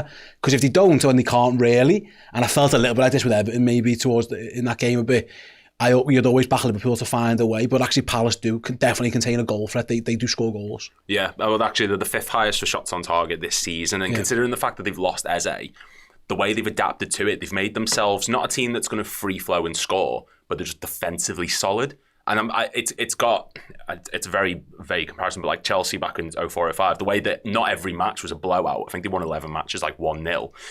Palace feel like that sort of team. They're very good defensively. But the big thing for them is when they do push forward on the counter-attack, they're very creative of what they can do. They've got 98 shot creating actions this season, which is actually more than Man City even. There's only 2 behind Tottenham and 3 behind Newcastle. So they are very effective with what they do. Mateta's got 2 goals, Sarr's got 2 goals. So there is that threat of them going forward. And Liverpool this season, how vulnerable we've been on transitions, like Bournemouth is, for example. Palace can cause us major issues there. And one player that doesn't get credit as well is Kamada. He's such a workhorse in the middle of the pitch for them. So as much as we think should beat them, there is definitely a threat there. Welcome back to the Watchalong, Liverpool Crystal Palace at Selhurst Park. We are here in the Redmen studio and we're with you all the way through the game to the full-time whistle and a little bit beyond as well, where we give you our oosh man of the match. I say that. There's 0 chance I'll remember to do that. So. I might remember. Well, you're going to have to, is what I'm kind of alluding to here. Because Steve is normally the one who goes, there's an oosh man of the match. And I go, yes. You've thought about this, etc., etc. So yeah, I did the production side of things midweek, didn't I? And I think Steve was very surprised when I put the graphic on the screen as he said the Oosh man of the match. Wow. Yeah. Wow. To be honest, it was close to not happening. Was it not in the? Was it? No. I just hadn't looked at my notes for a while. Aaron had written it all down for me, but yeah, and put the video where it was supposed to be for me as well, so that I could just click it. But yeah, it was still a thing because that was my first watch along of the season. Actually, like working. This is my first watch along on camera. Yeah. Of the season, so yeah, I'm looking forward to it. Yeah, if you're looking for stuff to do in the next 8 or so minutes, while you also, of course, listen to us in the countdown to kick off, a couple of things to draw your attention to. We are partnered with oosh.co.uk. Click the link in the description. Head over to their website via our link, because again, it's trackable and all that, and it makes us look good. There is a Liverpool vs Aston Villa hospitality package prize draw they're going to be doing on that website in 3 days, 7 hours and a handful of minutes as well. You can get yourself involved in that. It is $9.99 to enter it, and then you can win not only the hospitality tickets to the match. There's an apartment stay in the city. Breakfast is included as well, £200 spending money, and you get loads of extra bits and pieces around the hospitality. So it is a very, very, very good way to watch the footy. So yeah, make sure you get yourself in the draw with that. Tickets are at a reduced $9.99 at the moment over on there, as opposed to £15. So yeah, get in there to be with a chance. Maximum of 299 entrants, which gives you a 1 in 299 chance of being at that game, which is a damn sight easier than anyone. You only buy one ticket. Are you only allowed to buy one? I have no idea. It feels like something that should have been known or not known before saying it. Yeah. Maximum of 20 entries per person. There you go. You could have a 20 in 299 chance if you wanted to. Buy 3 and have a 1 in just less than 1 in 100. Very good. Fractions, baby. That's what we're here for. Yes, anyway, you do get involved. Now, the other thing to say is Chris and I are currently getting involved with the last days of T-shirt weather.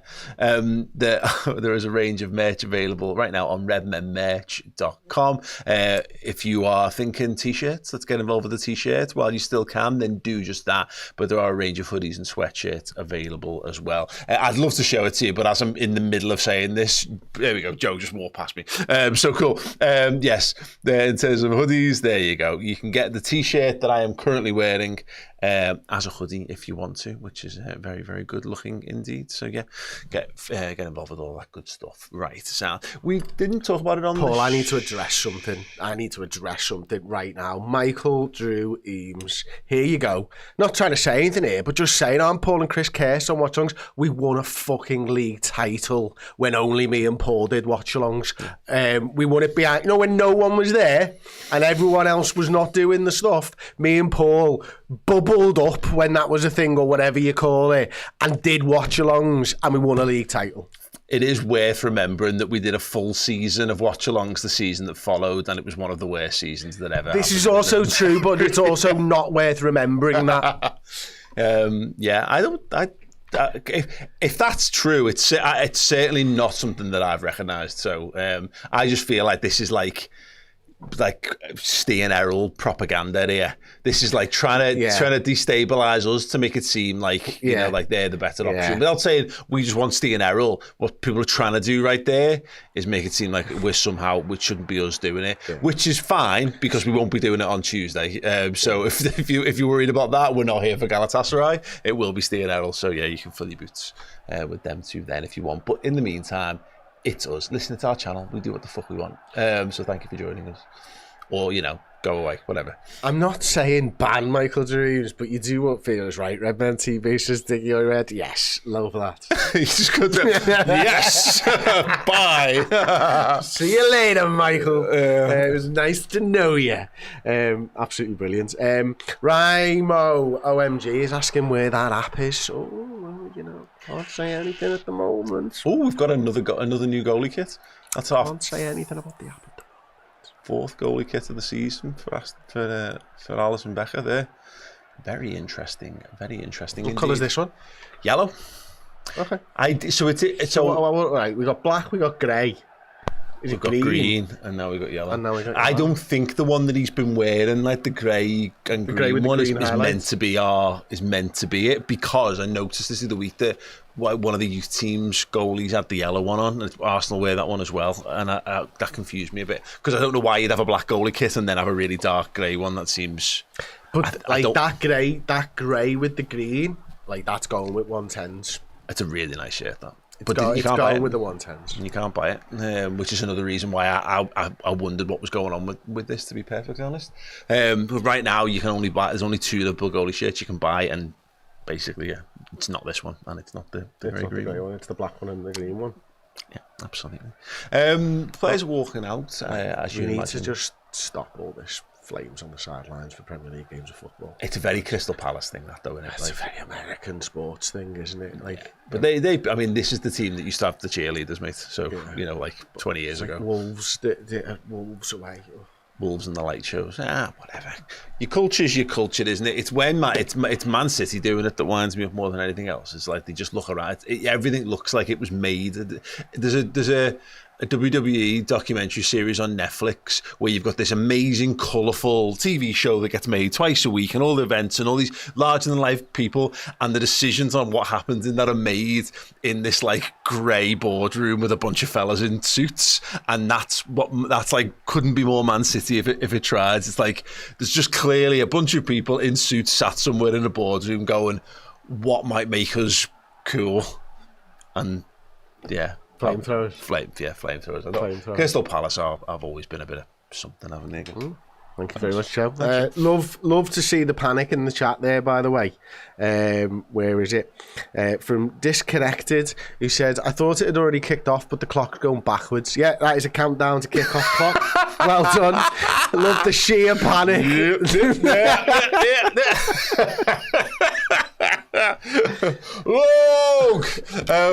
Anyway, thanks so much everyone who's joining us. As you can see, we're back in this. If you've come here for hardcore analysis, then yeah, fine. If you just want us dicking around for 90 minutes, then you've come to the right place, everyone. What we didn't talk about it on the build-up show earlier. Leone, man. We were waiting for, hoping it was just, I said it on the night, it's mad to say that you're hoping it's a break because, you know, breaks are months, whereas if it's an ACL, that's bad. And, you know, Slot basically saying that's a year, and that's mad. A year? He's 18, you know, he's going to be, that's like a huge part of your developmental period, and hopefully he does come back better, but it's mad, it's horrible to say it, but like, that just could be Leone, you know what I mean? Like he clearly he'll clearly have a football career, but there is not a great track record of lads missing a year in the game around the age of 18, and then being able to scale the sort of heights. Like, fingers crossed for him, but yeah, felt properly shit for him. Yeah, and it was after he'd had such a good debut as well, wasn't it? Like, I mean, I was getting really far ahead of myself with him. Like, really? Really far ahead of myself. Like, where I'm looking at what he's doing and I'm thinking to myself, goodness me, you don't look very fast, but when you need to show pace, you've got pace. And I'm like, is there any other centre-halves at the club that are a little bit like that? And I'm like, yeah, there is. He just happens to be the best centre-back the world's ever seen, and his name's Virgil van Dijk. So I'm drawing those comparisons very early on into the game. And I'm like, he had that sort of composure around situations where it's so easy when you're a young player, when you're making your debut, I'm sure, to panic in situations. He was bending situations to his fucking will, and I'm genuinely gutted for him because of that. And yeah, it was so promising, and you just hope that he's going to be able to, you know, recover properly and, you know, have a brilliant Liverpool career. Yeah, fingers crossed. And obviously it means that the cameras will be on Mark Gahey more than usual in this match, of course, but we'll have to see on that one. And the game is underway. Quick, wasn't it? The clock's on the right way. Good. And well done, Joe. The referee has pulled Joe, it back. You're going to have to turn that to a countdown clock. Right, well done, Joe. I had to struggle with this clock thing. Let's start There again. we go. Here we go. We are underway this time. That's Selhurst Park, and Virgil van Dijk pumps it out to the right wing where there's a big old huddle of players. Very good. Kerkers delivers it back to Virg, and Liverpool can go over to Conor Bradley. I forgot the TV view in Palace. Yeah. It's very different. It's low. Oh, Joe, you've the clock maestro. We'll just have to call him. Liverpool. Wow, that's a great start, Kerkers. Yeah, Kerkers buzzing He's around the edge fuming. of the 18-yard box. He's it's a goal kick to Crystal Palace. Yeah, it's a nice shirt. Joan Alvito asked the question, training maker extraordinaire, who takes the better pen out of you two? I don't really take penalties, if I'm honest. I'm all right at them. Then me. You're not a very good dizzy pen taker. Very much not a very pen maker. No. Who saves a better pen? Pablo, unless you go low. Can't do that no more. A question marks if I ever could. It's too tall. If you can stay in the top. I don't know. bin Gravity works in my favour. You're really quicker to reach terminal velocity because of my mass. Crystal Palace played it along the back line. Yeah, nothing dramatic happening really in the first. Coming up on 90 seconds, this football match, big long switch from them all the way into the far corner flag in Liverpool's half. Where are we with starts? Bradley versus Frimpong at the moment. It sort of feels like it's edging up into Bradley's favour here. I'll tell you right now. Conor Bradley has in all competitions has started one game of football prior to today. Yeah. And Jeremy Frimpong has started 4. Really? Wow. That's mad. Is it? How? How is he only started 1? Because Dominic Szoboszlai. Yes. Yeah, I wouldn't have said that. I wouldn't have said that because I mean, yeah. There you go. It feels like Bradley's sort of winning that shirt. Or is it just that he's slightly ahead of him in the comeback from injury? Well, it isn't so much that Frimpong played in that B team in midweek and Bradley's now starting this. And I would guess that Bradley's last start was the weekend, last weekend. Is that right? I really can't remember. So yeah, it might. But even then, Bradley came back from injury before Frimpong. So. Although he started the season injured, so God, whatever. Yeah, I thought Frimpong was. there was something weird about his demeanour in that game in midweek, and I took it as he just looked really pissed off to be playing in that team in that game. Yeah. Particularly for occasions, he looked just made up. Happy to be out. Is there anyone more likeable in the squad than Federico Chiesa? And in addition to that fact, because likeability it will take you so far if you shit at football.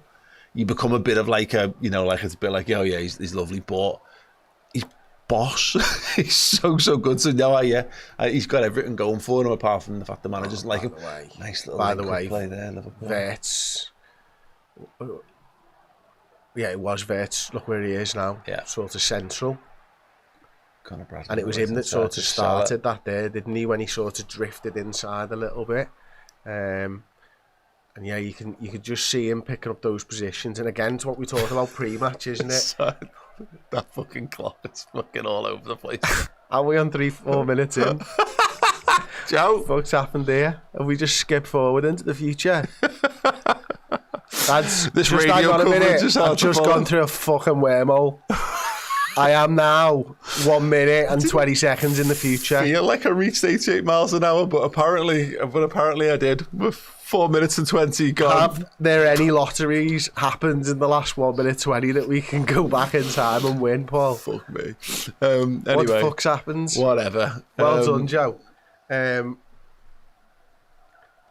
think... Just carry on, mate. It's fine. We don't need to draw any more attention to it. Right hand side now. Liverpool coming through the middle. Gravenberch tries to toe poke it forward, gets chest into the ground, and it is a throw in on the halfway line to Crystal Palace. Lacroix. I went there on holiday last year. Lacroix. De Vipont. What? Lacroix de Vipont. That's where we went. Nice. I'm assuming it's the cross of the viewing place, sure. But I don't know for definite. I never looked it up. Alisson plays it out to Conor Bradley. Goes back to Ibrahima Kanate. He's got 3 lads in front of him, or maybe he hasn't. There's just no way of knowing. Oh my God, you want to see this picture? I'll tell you what. It shouldn't be called puppy dog eyes, that's for sure. Kitten eyes. Let's listen to a song while we're here. Backward. Is that even probably not even turned on the songs, is it, Joe? Brilliant. Yes, Freddie. We've conquered all of Europe. I did, Freddie. I stayed at the Euro camp there at La Croix de Vipont. I've been there about 4 times. I've been there when Liverpool won a European fucking cup. Thanks, everyone. I'm not bitter about it. It was fine. Wanted to be in a shitty little fucking bar in France. One country closer to where the European Cup final was. But not the country where the European Cup final was. Even though I went to every fucking game in that Champions League. The score remains every fucking one. 0-0 after 6.5 minutes played. But I'm fine with it. That clock's right as well. It's a second out, but it's close enough. Liverpool tackling down the right hand side. Slowly between the two. Yeah, I mean, not if you do this or like that. Yeah, one and now look at that one. Yeah, same, exactly the same. Absolutely fine. We're all right. Alexis McAllister goes back. Keke goes back to Virgil van Dijk. Ibrahima Kanate. I hate 3 o'clock kickoff so much, you know. Conor Bradley's going to whip this one in. Oh, pushed in the back. Yeah, a little push in the back, but really just got to be a bit stronger there. Interesting testing ball. Interesting that Connor's gone for the undershirt. Yeah. As opposed to the long sleeve. Interesting to some. You're a big fan of the undershirt, aren't you? Yeah, huge fan of undershirts. Wear them all the time. Fishnet. Fan of fishnets, but not in that capacity. I don't know, I've got proof. Liverpool down the right hand side. Right. Here's Alexis McAllister. So Bosler lays it off to... It's quite a traditional sort of 3 at the moment, you know, as he says, as Gravenberch moves forwards. They've got McAllister and they've got central as well. Again, vacating that left-hand side completely for Kerkez. Here we go. It is that so interesting, isn't it? I think about like that Real Madrid Galacticos team as an example, the one that always sticks in my mind of like, it didn't have a shape, that team. You know, it didn't fit into a natural formation. Palace into the box here. Well done, Bradley. Well defended. Was it Bradley? I think so.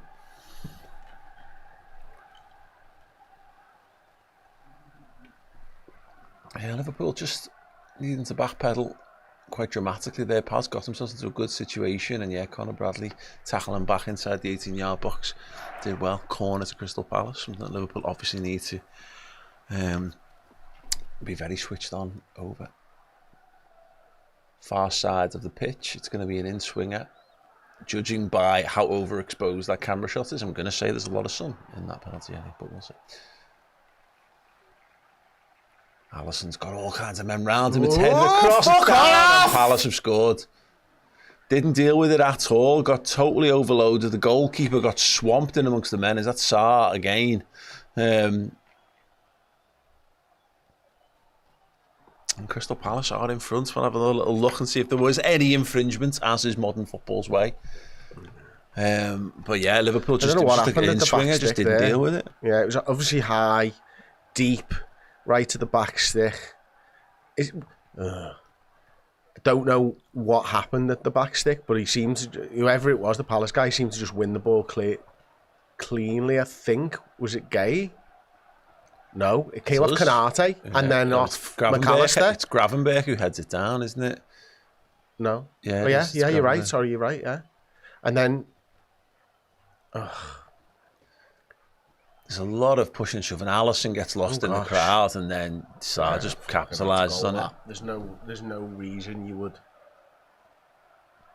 disallow that. It's a lovely knockdown from Gravenberch. If you know, you'd be proud of that assist if that was something he was looking for. Oh dear, 10 minutes gone. I have to sub-stain. Yeah, where's Errol?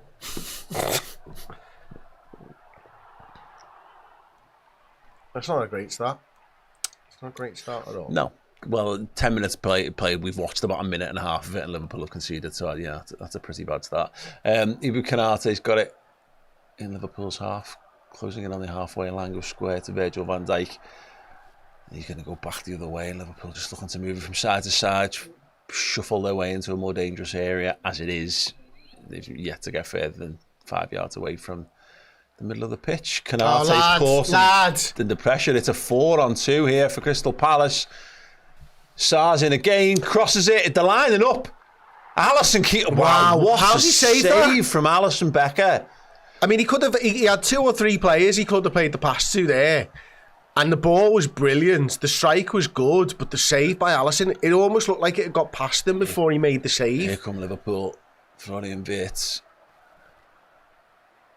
There you go. It's dropped to Gravenberch. Gets fouled right on the edge, free kick. Yeah, does well there. It should be 2-0 down, Chris. I don't know how he's kind of scooped that out. He seemed to get the ball a long way away from goal as well. Ibu's silly. Yeah, I mean, it's terrible by Ibu, isn't it? Yeah, you see it now, and he's advancing and he knows where the player is, and I don't know how he saves that. Yeah, it's not the best finish. No, it's right down the middle of the goal, as it turns out. It's actually quite lucky for Alisson, really, that is the bulk of him is down there. It hits him in the legs in the end. But yeah, terrible. It just stupid. Konate ends up with the ball with 2 guys around him. He shouldn't have possession of the ball in that situation at all. Salah's put the ball down. It was dead central. It is just outside the D. It'd be interesting to see where Liverpool if they've tried to work an angle on this at all. It would be a very, very acute one, no matter what, in terms of what they're able to move it from central. It doesn't look like it. Salah's put the ball down. Szoboszlai's pointing something else. Wirtz is over it, but he's going to walk away. Yeah, but there's... Now, remember when Szoboszlai scored, Alisson was telling the 2 by the side of the wall where to stand, but normally it's the person who puts the ball down. Yeah. They're too superstitious to not... There's something happening over on the touchline, is that? They're all gesturing over. What's going on? Saying that there's an emergency situation on the commentary and people are running over. Is someone in the crowd? Yeah, I'd guess so. That's where the Liverpool fans are as well, isn't it? The They're in players they're more in the corner, and the more the other end of the pitch in the corner. I think. Oh, they're either there or in that bottom corner. I think it is the other. Slot a yellow card as well. Oh wow. We've got no idea what's going on here. Yeah. Because. Okay. It shouldn't have been a corner. I see. So Slot's saying it wasn't a corner. Shouldn't that have been checked? No, it's. Who knows, mate? It doesn't matter, does it? Ultimately.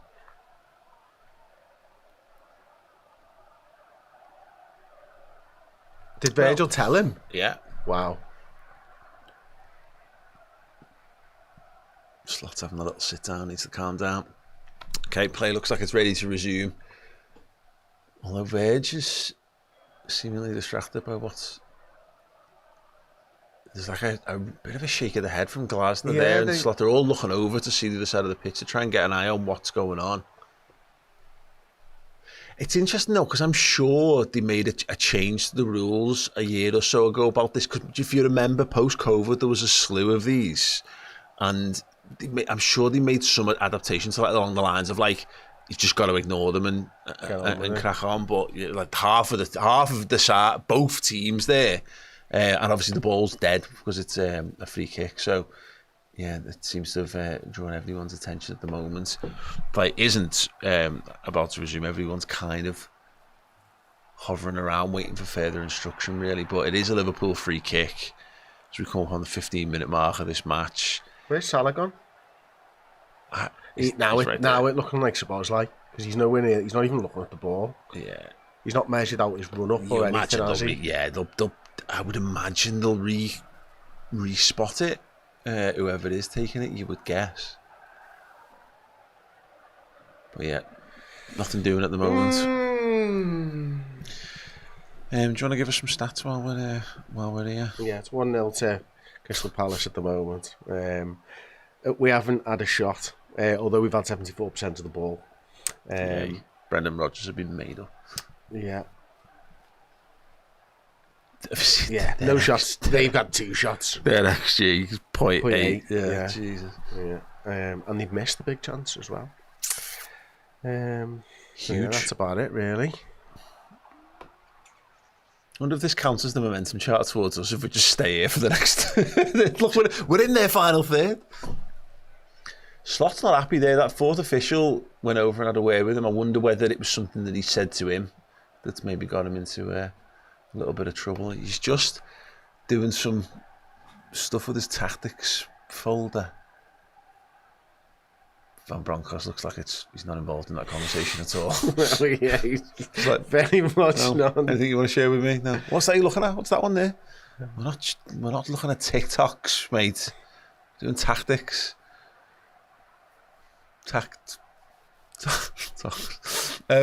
Szoboszlai's picked the ball up now, so yeah, as we kind of said, they're only going to end up respotting it anyway, because you're right. You put it down, you measure your steps out. It's quite a scientific process these days.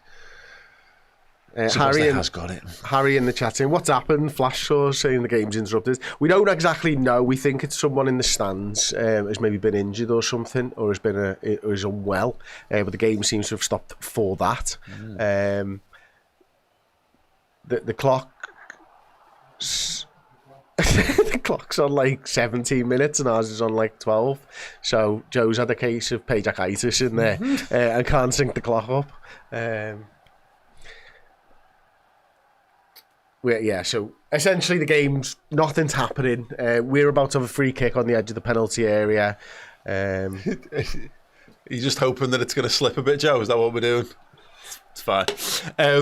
DS sends a super chat in, says new to joining, wants to share some love. I'm a lifelong LFC fan and you all have been in some of my best moments as a fan in recent years. Thanks, mate. Yeah. I realised, it's another one of those things, Rio and Gamoa was like 1, basically, or 1.5 when we started doing this. Why? So there will come a point where Liverpool have a player in their first 11 who is younger than Redmen TV, which is mad. Absolutely mad. Okay, here we go. Looks like we're ready to go there. The Crystal Palace medical team who actually went over to get involved in that, so hopefully whoever it is involved is okay. Suppose line Salah still deliberating. Salah looks very, very focused on this one. Now, I didn't see whether it was Salah who put the ball down again this time. I can't imagine he would give it up after a few minutes wait. I think it's better for Salah this. He's got the draft excluder going on. Dean Henderson's left a lot of space over that far side, which is where Salah, I think, would be aiming for this one. Straight into the wall. Brilliant. Gravenberch! Oh, what a save from Henderson. Oh, and Kerkez is left back for Liverpool, so he puts it well over the bar. He's been watching Robbo and Tatum, hasn't he? Yeah. It's a wild swing of the left boot. It's a hell of a volley by Gravenberch in it. Half volley there, just as it's bouncing. Is it a save or post ball? Yeah, I really don't know whether maybe even a bit of both. Let's have a little look at that one. Oh, yeah, save onto the post. Tips it onto the post. Wow. Hell of a save. Great strike, great save. And Liverpool have at least managed to fire a shot across the bow of Crystal Palace in the first half. Of the first half, Henderson sends it long down the pitch. Are we looking at 7 or 8 minutes of added time here? Did anyone clock how long we were stopped for there? 5 or 6, 5 or maybe. 6. Oh, that was nicely done. Don't know how you did it, but I like it. Florian Wirtz now dancing on the left-hand side. 2 men. Tries to push it between them. And manages to win the throw. And well done. Taken quickly. Alexis McAllister. He's got Kerkez to his left. He's going to go across the pitch. Ibu Kanate scampers onto it. Goes to Bradley. Bradley's got Salah. And Salah miscontrols it. Managed to throw into Crystal Palace. Mad. We haven't seen Liverpool have any meaningful possession or play. Now, the problem is, again, we've missed significant chunks of this game so far. So maybe they have, Chris. Maybe they have. But I haven't really seen a string more than a handful of passes together, and certainly not in their half. No, we've not. That's a true statement, whether Liverpool have done it or not. Very good at all.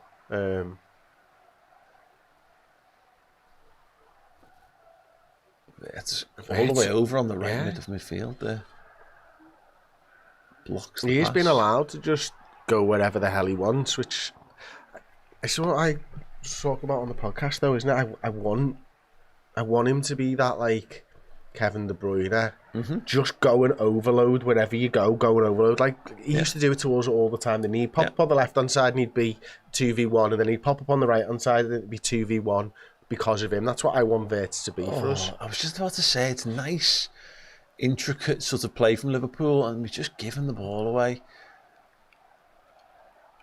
And it goes all the way back to Henderson. Yeah, and look, you spoke before about like more fluidity in the midfield. This would be an extra step of that. If Wirtz's starting position is nominally from the left-hand side, then that feels like a big old move, but obviously that's how it looked on paper, whether it's true. Oh my God! Another chance. It's another great save from Alisson. It's rebounded back and Munoz has put it over the bar, and this game should be Crystal Palace 2, Liverpool 0. And it's huge opportunities. And it's a ball over the top again, isn't it? It's cut back. It's a great save, Alisson going the other way to then dive down. That's the hardest save you can make, isn't it, really, I suppose? Your momentum's going the other way. And it's the strength of arm as well, and, he's unlucky, Munoz, not to be able to get that on target. Another one, though, Chris, where it's a good save. It's a really good save from Alisson. Oh, what have we done? Have we fucked that up? Conspired to fuck it up. Sart on the right-hand side of the penalty area into the box. Clip ball, drop down, Liverpool hammer it clear. By the way, I actually think it might be a diamond midfield with Isak and Salah as a sort of two up top. Someone said that in the comments before. I didn't highlight it, but Salah has drifted very wide, and we have seen Wirtz drift left, but it makes you wonder whether that was how they started, and as the game's taking shape, you're right, it's changing to more of a diamond. It's not working, whatever it is they're trying at the minute. No, but now it might be because of the 3 at the back thing and trying to interrupt their build-up by putting Salah inside of it, and my goodness, he's got this wrong. Mateta's in, and Alisson. Another save. This time, a gateway with his legs down low. It should be Crystal Palace 2, Liverpool 0. It should be 3 at this point. Once a game was up, just as you were saying about disrupting Palace's build-up play, no signs of that whatsoever as Wharton just completely uncontested plays He the ball pulls him through. back there, though, you know. He's got to be stronger. Yeah. Ibrahima Konate screams at the referee there. Alisson so good. One-on-one, is there anyone better? As Konate's screaming at the referee there. I know. Gravenberch loses the ball. Palace come through a game, first time flick. Konate goes to the ground, wins it. Liverpool need to get out. Go on. And they have done. Drive. Here we go. Yeah, Liverpool have got men forward. Well done. Nice little push ball out to Kerkez. He's lost his momentum though. He comes back inside. Gives it to Alexis McAllister. Bates has drifted left. Has he? I can't tell. Yeah, exactly. Too many of our players look. Bates and McAllister are annoyingly similar looking from a distance. McAllister to Konate. Bradley. Salah drifts over to the right hand side. Give and go with Conor Bradley. Salah to the dead ball line. Well contested. Manages to maintain possession. Well done. Szoboszlai out to Van Dijk. Well, Liverpool have held on to possession for more than 30 seconds, which is a positive. Lovely ball from McAllister. Isaac just forcing it. Gravenberch just couldn't turn that around the corner. Szoboszlai back then gives away.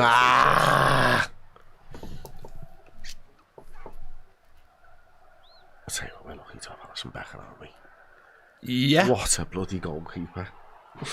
Yeah. Ibu, though. Couple of mistakes already in about 18 minutes of actual game time. Yeah, he's not having a good game so far at all. Palace building up, well played by Gravenberch. Just trying to get it through. I'd love to know. Smash that one through to Salah. Over the top again. Yeah. Kerkez chasing. Kerkez got Munoz against him. Got it. Yeah, Munoz knocks it round him. Well judged that time from Alexis McAllister. But again, it's another. Just smashing it clear. It's coming straight back round. Konate does well there. Cuts out the through ball. And now Bradley can carry it. He's got Wirtz just inside him. Szoboszlai's there. He tries a little curled ball for Wirtz to run down. Rushed that for no reason, really. Yeah. Feels just like Liverpool just feel a bit rattled here, Chris. Oh, again, no. Ibu! He's gonna get a yellow card as well. Wrestling Mateta on the touchline. It's the one thing I don't like about his game is he fucking always plays yonder. He's got to have them fucking hands all over the place. Does my head in.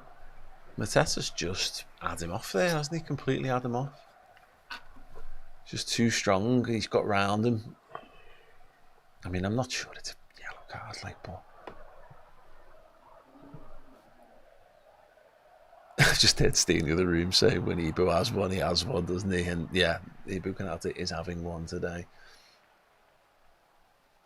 That's one of the things. I'm not saying like Leone was like, you know, banging down the door, really pressing the established centre halves from the other end, but that is one of those things when you lose cover in positions. You know, there is more pressure on you to stay in that team and be at the best that you can possibly be. And right now, yeah, he was not having one of his best. Free kick then to Crystal Palace. The problem is from the options, like Gomez's passing was atrocious the other night. His defending, by the way, was absolutely fine. Yeah. Maybe we could have Konate's passing and Gomez's defending, and we'll have a centre back there. Liverpool. Oh wow. Gravenberch played into all kinds of trouble then. Flicked on. Alex Isak must be wondering what he's doing so far this game. He barely touched the ball, if at all. There's McAllister, Kerkez. Square ball to Konate. Bradley and yeah, again Palace back in position, in shape. Bradley. They're not playing well. Like individually and collectively, they're having a stinker. Like Conor Bradley's just kicked the ball out of play there. Mo Salah did it before. Konate just keeps kicking it to their team. Kerkez is passing it to no one. Bad ball to Isak. And Virgil van Dijk powers it forward. Oh my God. Flick on from Salah, looking for Isak. He's round the goalkeeper. Oh, you've got to He's pull put that it back. wide. Yeah, I know your body's facing the wrong way, but You just kick that back through your own physical mass by dislocating your hip it's not joint. shooting, no, is it? Like, you just take another touch, you turn around. I think what you're looking for actually is contact from the keeper. That's probably what you're looking for there. Or by a corner or something, you know.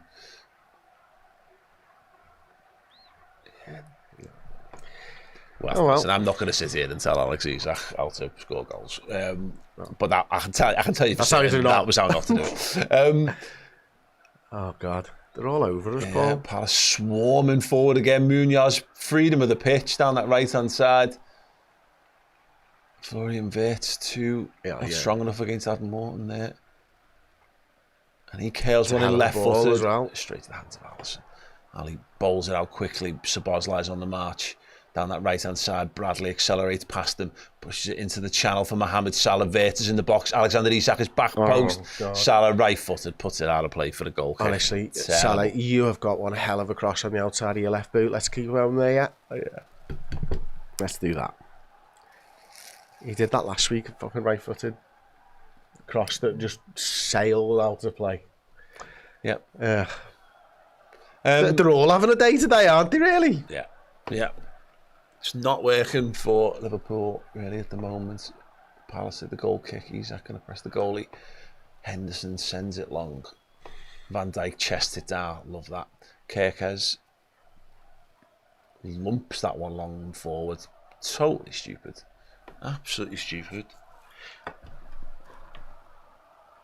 It's so weird. I can't really figure out what it is they're trying to do. I mean, even like formationally, are we going a little bit man for man there? I just watched Szoboszlai just track his man. Wirtz moved over to the other side as he was. That was a bit weird. Alisson again. Liverpool are just smacking the ball down the pitch and hoping that it sticks, and not once has it. Sorry, have you done LSD Super Chat, Pablo? I have not. I'm not getting Super Chats up on the computer. So. LSD, reckon Ibu has an acca on. I don't think he'll see the second half unless he pulls his head out of his backside. He needs to get better. Yeah, he's.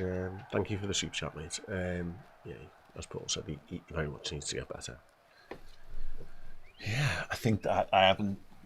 There's the one before that as well. I think there was one from John. I did the DS one, but I've not done. That's weird. You've done that, haven't you? Yeah, this thing's not working properly. Anyway. John Lee David Blackshaw said ages ago, I apologise. Still unbeaten, much love to Leone, number 20. That's not aged particularly well, but it's fine. That's my fault, not yours.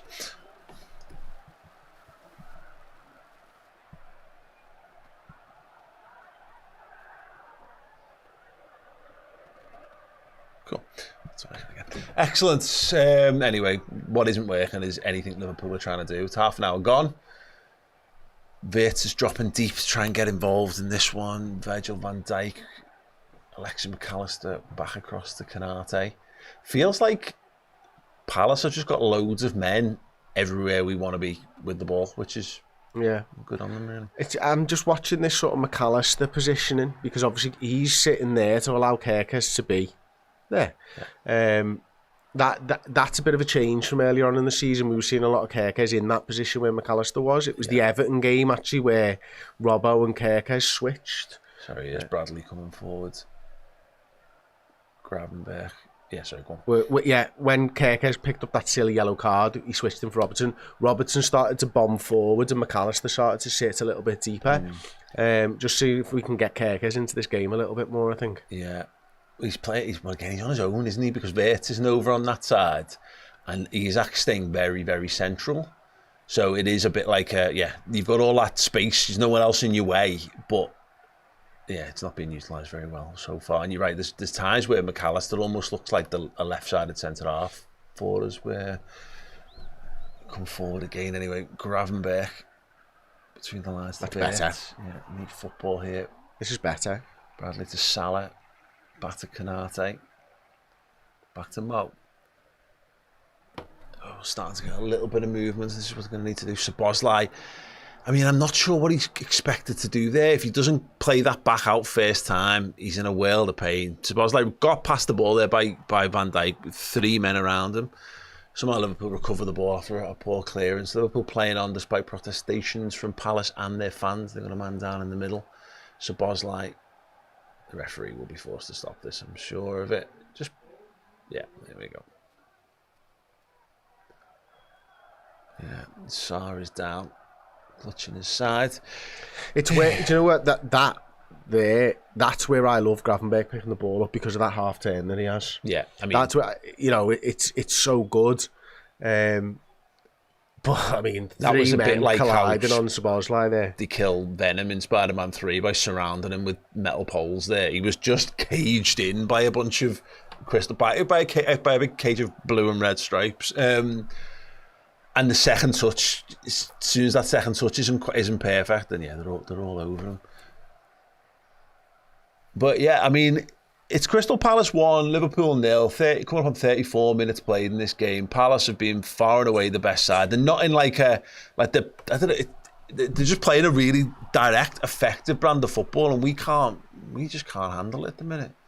Munoz is getting loads of joy down their right hand side, as is Sarr. A couple of times they've managed to engineer shots around the edge of the 18-yard box. Yeah, Konaté's having an absolute stinker. He's the worst of the lot, but is anyone having a I think Verts has been good on the ball, actually, to be honest with you. Other than that, I think Isak's had absolutely nothing, not a sniff of anything, but he's the centre forward, so he relies on his teammates, doesn't he, to be able to get him the ball. Salah hasn't had a particularly good start. Conor Bradley's been okay. Van Dijk, okay. The only player having a good game is Alisson Becker. He categorically he is having a good game, Alisson Becker, Yeah, he's the reason why we're not losing this 3-0. Alexis McAllister. Konaté, the entire game is inside Crystal Palace's half. It's funny, it took us like 60 minutes to get to this stage against Burnley. Here we are after 35 against Palace. It makes you wonder whether we will make a personnel change to kind of capitalise on that. But what Palace have got is a real threat on the counter-attack, which is where some of our major problems are coming from. And they just cleared it, but this time it is actually to no one, and Liverpool can recover the ball without pressure and hopefully maintain a bit on Palace. As Mateta nearly causes Van Dijk stress. This is the Burnley game right now. And I actually think this is why the team was picked the way it was as well. Obviously, you know, Ekitike aside, I think he was expecting it to be like this. Just probably wasn't expecting it to be 1-0 when it got like this. Well, yeah, absolutely. Van Dijk again on the centre spot. Ball to Szoboszlai, well done. Bradley's got some width. That's very good. Who's he going to play with? He's going to have to take it on himself. Tries to get to the byline. That'll do. Gets the corner. Well done. For what it's worth, in terms of sofa score rating so far, the only player not named Alisson Becker who's even made it as high as a 7 rating is Ryan Gravenberch. Really, yeah. And I would guess that's probably just on not giving the ball away as much as everyone else. Could be some deliberation again between the referee and whatever. It is a corner to Liverpool then. Far side of the pitch. Isak and Konaté on the edge. Van Dijk strolls up towards them. He's fucking tall, Isak, isn't he? Yeah. Szoboszlai is going to take this one, so it will be the outswinger. They will be looking for one of those 3 lads, you would imagine. As someone maybe makes it on the post run for the flick on like. Where's Salah based in corners now? I do not know. He's in the middle of it all, isn't he, on the pen spot? Okay. Oh, Konaté, he got his header. The ball reached him. He headed it. He's headed it wide. It's a free header. Absolutely does. Oh, you got to do better. He's got to do better. He puts it wide of the post. Oh, he's headed it down. He's gone for the bottom corner, and he's just headed it wide. Unlucky. That's Liverpool's the closest Liverpool have come thus far, with the exception, I suppose. Actually, you know what? Gravenberch had that shot, which probably means that he's had some positive metric on the game. Nope, he loses at it. It's all that though. Gravenberch, go. Kirkers is sitting a little deeper this time, which is a bit of the problem with that. Call it a formation if you want, but if he's our left-hand side and he's having to be a proper left-back, we have no left-hand side. Well, Gravenberch was running forward there, and his only out ball was Isak or going back to Kirkers. Anyway, let's have it on the right-hand side. Canate to Virgil van Dijk. Virgil floats it out forward, looking for the run of Kirkers. There you go, Maka. Not cleared. Gravenberch. You know what? Kind of needs Gakpo this a bit as well. Bradley cross deflected. It's tracked the ball in. It's not very well cleared from Palace. Hooked away. Spares the corner kick, I think. McAllister gets in there, kicks it out for Palace. It just feels really unbalanced, doesn't it? You know, we're not used to seeing a Liverpool side where even if you do get the ball out to that left-hand side, is Kirkers the type of player to go 1v1 against the guy? You know, he's not. He's a fullback. If you play him in, fine. Yeah, he's going to whip the ball in. But that's not what you're asking. You're going 1v1 over there, and you're asking him to beat a man. And that is, as you say just a minute ago, there's Gakpo. We're seeing a little bit more play on the right-hand side. So Bradley's getting further up and a couple of little give and goes with Salah. That's growing. I'm talking small margins of improvements in terms of what Liverpool are doing. But yeah, nothing really coherent from the left-hand side. And again, it goes back to it. Maybe we could stop him. Yeah, just stop them from free running towards our 18-yard box would be great. But you haven't got the Cody Gakpo. You can go long to Gakpo and he'll just get you up the pitch at the moment because there's just no one there. Oh, lads. They're in behind. They've got a lot of numbers back. Not in silly. There you go, well played. Oh, it's good ball. So the byline again, beating across goal. Mateta got it in front of his man, got a touch. Couldn't direct it towards goal. Adam Wharton, he beats about 3 players there. Look at this. 1, 2, bump, bump. And still has the pace to get there and hit the perfect pass. It's unlucky that, isn't it? Yeah, he doesn't really have the angle. Dyke's done well there. He's pushed him ahead of the post. Yeah, tough to score from there. Liverpool build up. We're going long. Well, we've sat here many a time and said that's always an indication that things are going wrong when you build out from the back becomes long goal kicks.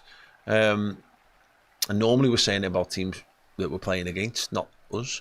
But here we are, throwing to Crystal Palace on the halfway line.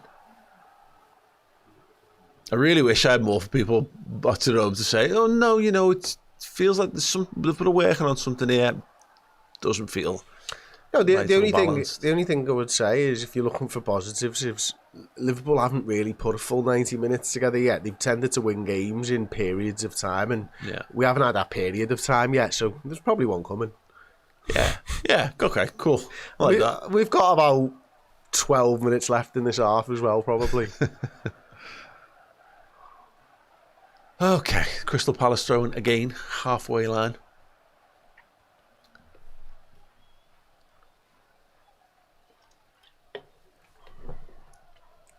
Come on, lads. Look at Kirkers on his bike there. Of course it's Kirkers on his made heels. A great run and Szoboszlai tried to pick him out and kicked it off Virtus. Sarr up against Van Dijk. Virgil does well there. Tries to shepherd it out. Sarr keeps it in, but Szoboszlai now runs out of his 18-yard box to the middle of the pitch. He's got options left and right. Sends Bradley away. Well done. Mo, you're miles offside, mate. Get onside, you idiot. Bradley keeps going. Go on, keep going. Wins it back. Well done. Szoboszlai picks it up. We've got width over to this left and numbers there, you know, with Virtus this time. Yeah. But Liverpool just going back to, just kicking the ball to each other, which is more than they've done for a lot of this half. Oh, he's on his own again, Kirkers. Yeah, Kirkers, Van Dijk, Canate, here we are again. Bates drops off that front line, picks out Bradley, going to get it back. Oh, mate. It's like 2 utterly pointless step overs there. Van Dijk, Canate. He's excellent to drop deep down. That's better than Bates. Turns it round to Bradley. Bradley clips it to the edge of the box to no one. Gravenberch picks up the loose ball. Van Dijk.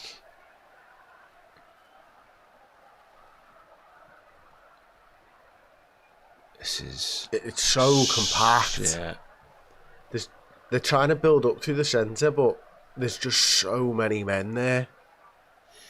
The problem with sides sometimes that are so well, they've got like tactical, There you go, superstar there you go, managers. there you go. Now, face up. Kerkez, Wirtz is going to continue that run. He's going to get it.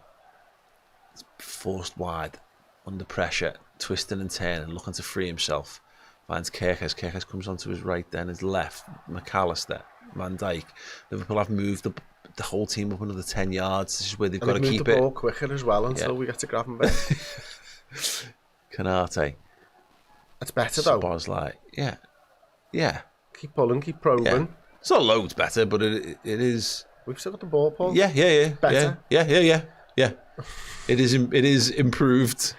There you go. We've never actually made it back to goalkeeper yet. This is like a giant strides forwards. Look at this. And Alisson's going to send it long, and We've still got it. Hey! Go on. That's McAllister trying to dribble his way through their entire Go on, team. attack him. Dean Henderson slams it back down the pitch. Van Dijk heads it. Go on, I'm going to get on this ball. Well done. I think Szoboszlai's been okay, actually. But yeah, it's slim pickings so far in this half. Van Dijk. They've got some numbers on the left-hand side now. Kerkez, he's got two men ahead of him. Isak looks offside there. Right. I'm not having that they've only got 11 on the pitch It's yet. just... Let me just count them a sec, Paul. Yeah, telling you. Stop moving! There's meant to be, you move the ball over to one side and the team's meant to move across and then free up a bit of space on the other, and that hasn't happened for Crystal Palace so far. They seem to be able to cover the width of the pitch impeccably. I hate to be the bearer of bad news here, but I think there's 11 of them. Including the goalkeeper? Including the goalkeeper, yeah. I really did think for a second they might have had at least 2 more players on the pitch. Bradley now. Van Salah, got it. Continue your run. Well done. That's it. You take that now, mate. Goes outside his man to the byline. Well done, Bradley. Oh, and the pressure just couldn't get the cross. Tries to buy the corner. Gets a throw in instead. Well done. Good positive action there from Conor Bradley. 10 minutes at a time. Yeah. 10. Is that for all the times that skip forward? Yeah. Oh, pen! It's just a man wrestled to the box inside the... That's the floor inside the box. We don't get pens for that. No, normally... I would presume it was Salah. It was Salah, but no. Why I'm so confused is normally it goes against Salah. Normally they give a free kick to them. Yeah. This time that wasn't the case. Slice past Liverpool can capitalise here, or can they? Kerkez. Great ball. Has to slip Go in. on. Oh, lucky. That was a huge ask either way. Can we take a look at this blatant trip with probable... Look. He falls through him. Both of his legs go through Salah's legs, so he megs him with his feet and then pulls him back. It's a classic trip. Mark A is just use Salah like you use a quilt on a cold day in bed. Like he's just laid down and pulled Salah up over his head. Unbelievable. Blimey. Yeah. Well, look. He's one short of asking his mate to kneel down behind him and push him over. Yeah, honestly. Okay, well, Liverpool have been better. They have not been good. But I will take better because you can't really get to good without doing the work to get there. Yeah.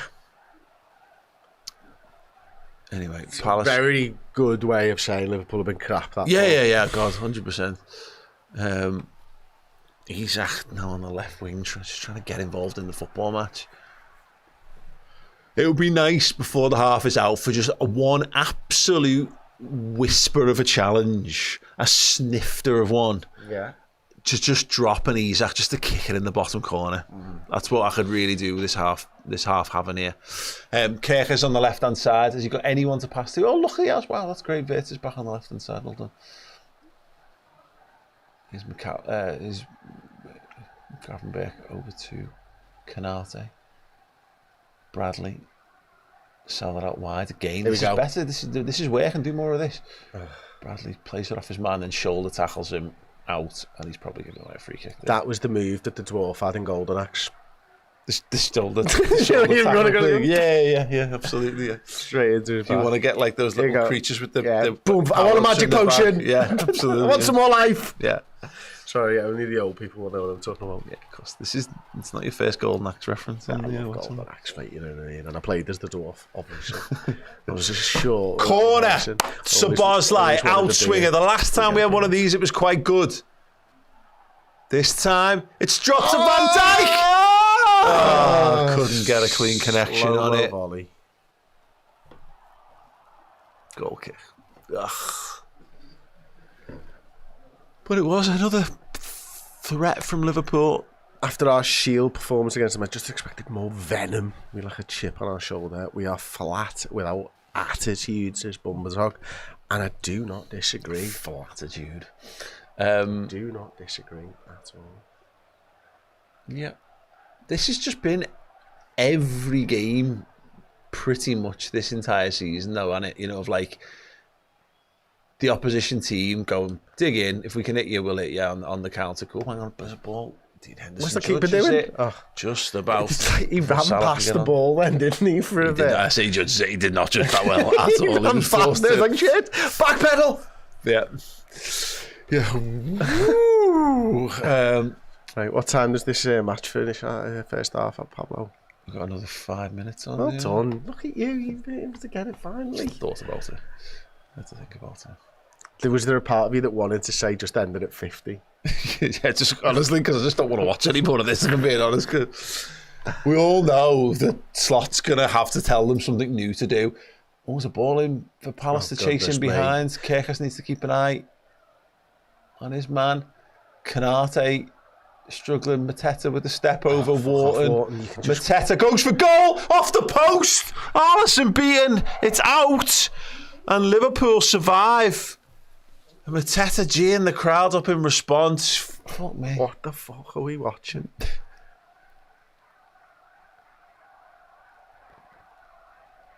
Are you fucking taking the piss? Football from Palace. This Look at that. Mateta. Oh my God. Alisson's nowhere near it. He's just lucky that it's just a little bit too, doesn't curl quite enough to come back in. It's the inside of the post, goes across the 6-yard box and away, and Liverpool survive again. And having had a good spell. What score should it be now for? 4-0? Sure, yeah.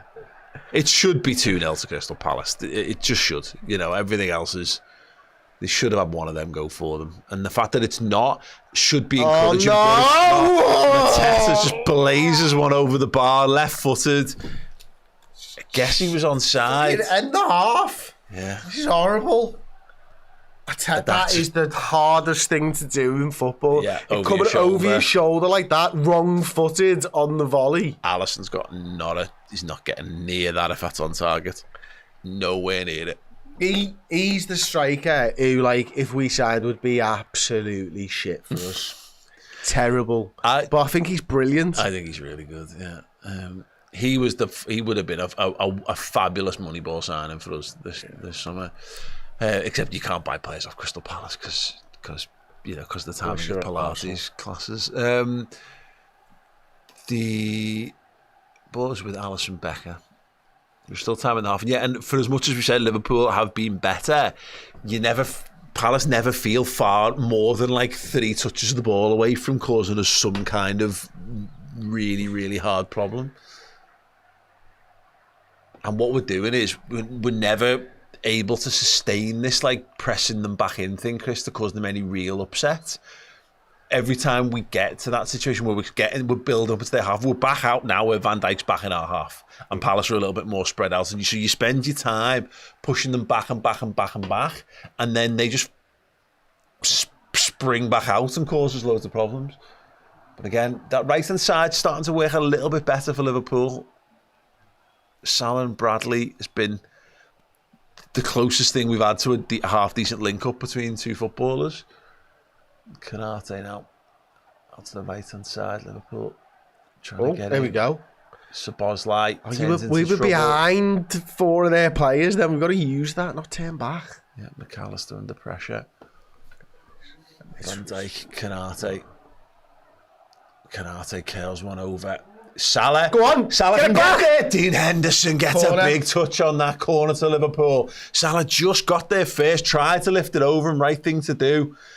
Liverpool just got bored of trying to go past them, didn't he? I think he's offside anyway. Yeah. But they just decided to go over them instead. And Salah used his body really well to keep the defender at bay. Well, this would be a nice bit of poetic justice if we can score from this corner, given that they scored from a corner that wasn't. Oh, you saved it with this fucking grid. Okay, 2 good corners for Liverpool so far. This one's taken. It's deep. It's going to drop to the back post.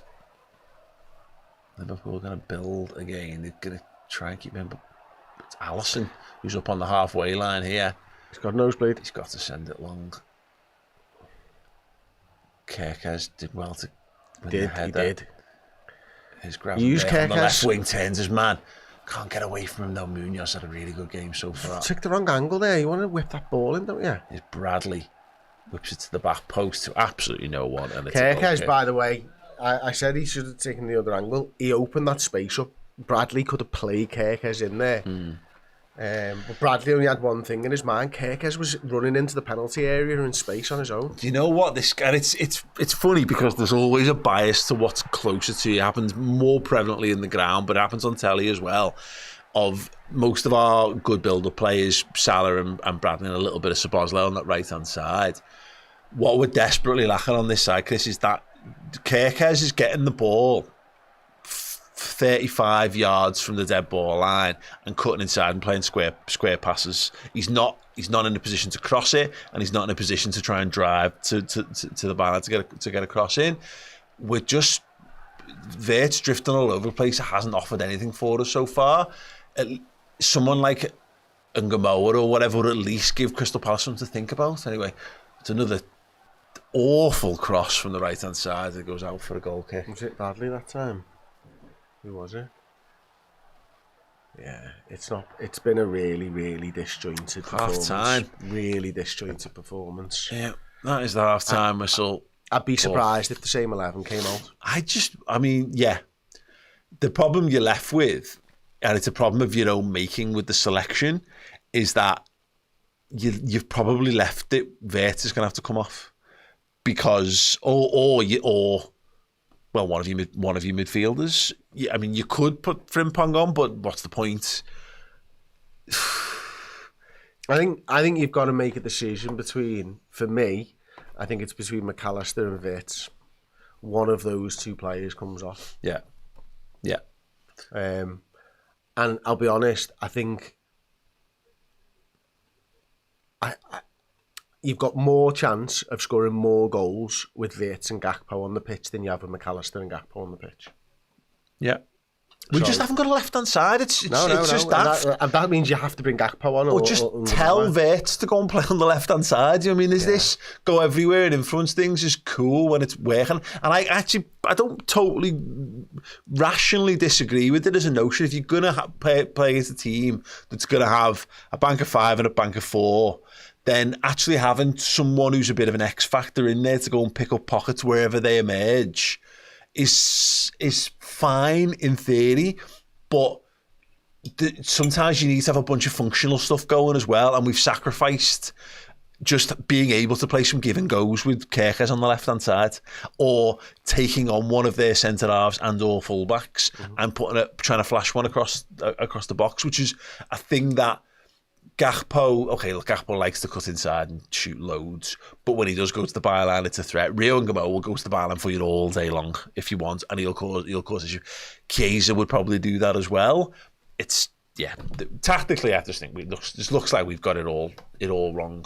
So far. Honestly, I agree with you, Paul. I just don't think there's any. I'm not right now seeing enough of an advantage everywhere else to leave a huge half of the pitch empty. Yeah. Like, you've got basically almost 22 players. You've probably got 20 players in half a pitch. Yeah. In a quarter of a pitch, actually, and it's making it more difficult. In terms of other things you could do, just for talk's sake, you could bring... Is Curtis on the bench? Yeah. You could bring Curtis on for McAllister, and that would give you a little bit more balance on that left-hand side, because he'll want to be a bit more advanced with it, and he'll look to carry the ball and that kind of stuff, maybe. Although McAllister has carried the ball quite a lot in this match. It's just the simplest and most obvious thing to do is to take Wirtz off and put Gakpo on, or Chiesa, or Ngumoa, whatever. But that's a huge call for the manager. It's one thing taking Kerkez off inside the first half against Burnley because he's got a yellow card, referees are shite. To take your £115 million signing off at this stage of a football match, that's huge cojones from the manager if that's the way that he goes. Yeah, and I don't think Wirtz has played badly. I think he's doing what the manager's asked him to do today, and that's the thing. But he's playing in his position, players. But we're not playing anyone on the left of attack. Yeah, that's what you're right. When you said before that the tactics are wrong, and I think that's what it comes down to. And I think there'll be a personnel change, and I think there'll be a tactical shift at half time as well. We are not. Because like Palace have had well more chances than us, in terms of causing probably been loads more dangerous. And that is to do with how we play. Palace have had 4 fucking big chances and missed 3 of them. We've only had 2 shots on target. They've had 4 big chances. Yeah, it's wild, isn't it? And what it boils down to is we're not offering anything going the other way. So whatever you're doing, like Palace could do that. Palace are a good team. Palace have got good players, and the good players are playing well. But we're not doing anything with the. No, that's what I'm saying. Again, coming back to it, the tactics are we're throwing 20 players to the right-hand side of the pitch and making it really tight with a side that aren't used to playing like that all of the time, with players that aren't used to playing with each other, so you need them to be perfect. Spread it out a little bit. Have some width on the left-hand side with Gakpo. Have some width on the right-hand side with Salah. Give your midfielders a little bit more width. Start playing around with it. Not shove everyone over to the right-hand side. Muniz is having a great game against Kerkez because he's been given loads and loads of space, and he'll go up and down all day, and because he's a wing-back more than a full-back, it's a little bit easier for him as well. We're not pinning him in. No. There's nothing for him to worry about going the other way. He's not. Do you remember Arsenal? That tactic did it in the Charity Shield against us, where they just played Aubameyang high and wide on the left because it was just saying to Trent, fill your boots, mate. Up the pitch you go. But we've just got one of our best players here. And if you go, you're just going to leave him an acre of space to do whatever he wants. And if Munoz is going to do that, then we need to think about that. And it goes back to it. And the point I was going to make earlier in the game, and then a couple of incidents kind of happened. There is a little issue when you've got a tactical genius kind of manager that. I'm sure Slot will come up with something at half time that makes us better in the second half. I'm reasonably confident of that. But you do have a thing where if the players feel that way, they don't seem to be figuring it out themselves. Is my point on this? It always feels like it's got to be something Slot does to change it. Doesn't feel like the players are getting it, on the pitch going, okay, let's try this to work it out, because the obvious thing is. Again, just go and play with Kerkez go and do 10 minutes with Kerkez on the left hand side and McAllister, and replicate what's happening really well. What's happening better than all the other shite that we're doing on the right hand side for a bit. See if you can get across, beat a man, isolate a man. Go one-on-one, dribble against them and see what happens. It doesn't feel like the only person who's actually got one-on-one with someone is Conor Bradley, isn't it? And he's got to the byline a couple of times, won a couple of corners, looked decent from them and stuff. So you're right. I think we've missed the super chat here from Joe Pike. Not seeing it with Wirtz at all. Hope to be proven wrong, but looks a poor man's Lallana to me so far. It's one of them for me. I really like what he can do. It's been 5 or 6 games of him in a Liverpool shirt. So I think we've got high standards as fans, and that should always be the case, but we should also allow room for improvement and growth and a period of adaptation when it comes to players, especially when you have invested so much in them. Goodness knows, like, how many people gave how much time to Darwin Núñez. You know, let's be honest here, like, we're not 3 years in and the guy's still missing open goals. So let's give him a little bit more time, guys, yeah? Darwin Núñez catching strays. Still catching strays on the watch-along. It was enough that you stopped singing his name. Yeah, exactly. Look, this is the thing. If we're playing, we're using more of our squad, it's fine. It'd be fine. I tend to agree more on that. And the not seeing it at all is not, I think, I know what I'm seeing. It's just, I don't know what I expected. And what I did expect was just a bit more excitement. Just to watch a player and be thrilled by him. And Vert isn't playing thrillingly. I'm seeing some nice touches here and there, some nice bits and pieces from him. But I thought it was really telling that, I think it was a Paddy Power clip doing the rounds of like the people defending, who's going like the most expected forward runs into dangerous areas per minute of anyone in the league. And if you can't see that, you don't see the Vert as a good player. You just want to see goals and assists. I get that. Everybody wants to see goals and assists. I want to see goals and assists, and I want to see that from Vert. I want to see that from Isak. I want to see that from Salah. I want to see it from every fucking Liverpool player. You know.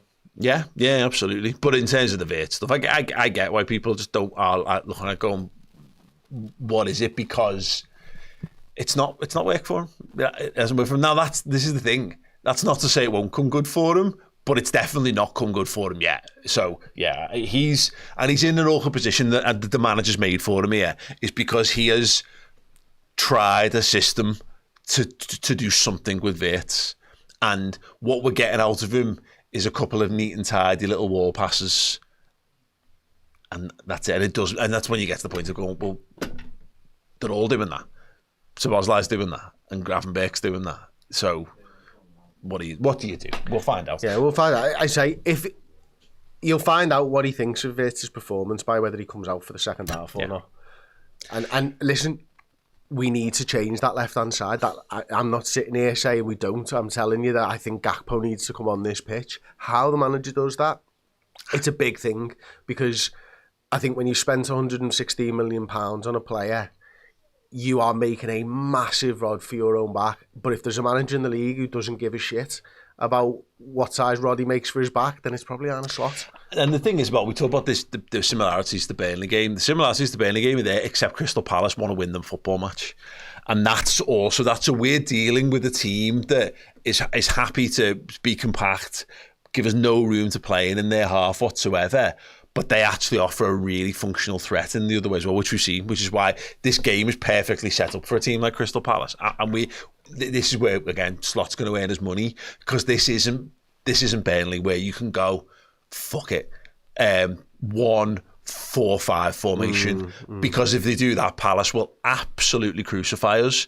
So it's a really fine balance that he's got to find here. So I don't envy you in that regard. Did we do Bumba Dog's one there? Maybe the least inspired and most soulless performance I've seen from us in at least a decade. Someone needs to get lads. I mean, I wouldn't go that far. I know it's I'm keen for a bit of hyperbole every now and again as possible, but we've seen some crap performances over the years. It's just, this is the most recent of them. Yeah, we do need a bit more. We just need more bravery and to be a little bit more direct. But that's so tough, because you see it, you ping the ball into feet, and you've got 3 men round you. Would you back to goal? Where's your pass? It goes back. So it can only go back where it came from. Or you're asking someone to produce a moment of magic, and maybe we need a little bit of that. But also, when you do that, the manager says, "Don't try percentage balls. Play solid passes." You know what I mean? So the players are being discouraged from doing mad creative shit. And even then, I'm referring to the Szoboszlai one. No amount of shoulder drops is getting you out of a situation where there's a guy behind you and a guy left and right of you. That's fantasy stuff. Unless you're doing some mad sombrero flick over your head and whatever, and that's what we want Bates to do. I want to see Bates produce something that makes me go, That's why he's worth that much. And listen, that much and money. all this as well. When you're probably looking at maybe getting Isaac off the pitch at some point very soon as well. And that's another balancing problem, isn't it? That's the Wirtz problem, because if you take Wirtz off, you're losing out on flexibility later in the football match as well. Lucas Rocha says, while Wirtz's movement is appreciated, it does seem like the team seem to see him between spaces. It's not working. He is just, you know what it's a bit like, and this when someone writes a book about this season, there's a universe that we might well be in or not, where players tell the story of this season. They say, we reached the point in the season and we just went, fuck it, just get the ball to Wirtz. And I don't think we are that team. I think we are the team that still wants to get the ball to Salah for obvious reasons. I think Wirtz, and I've thought this of Wirtz all season long, if he's that player, you've just got to play through him, and I don't think we are enough yet. Anyway, quick break from us because we have totally forgot to do that. And yeah, we're back for the second half in a sec.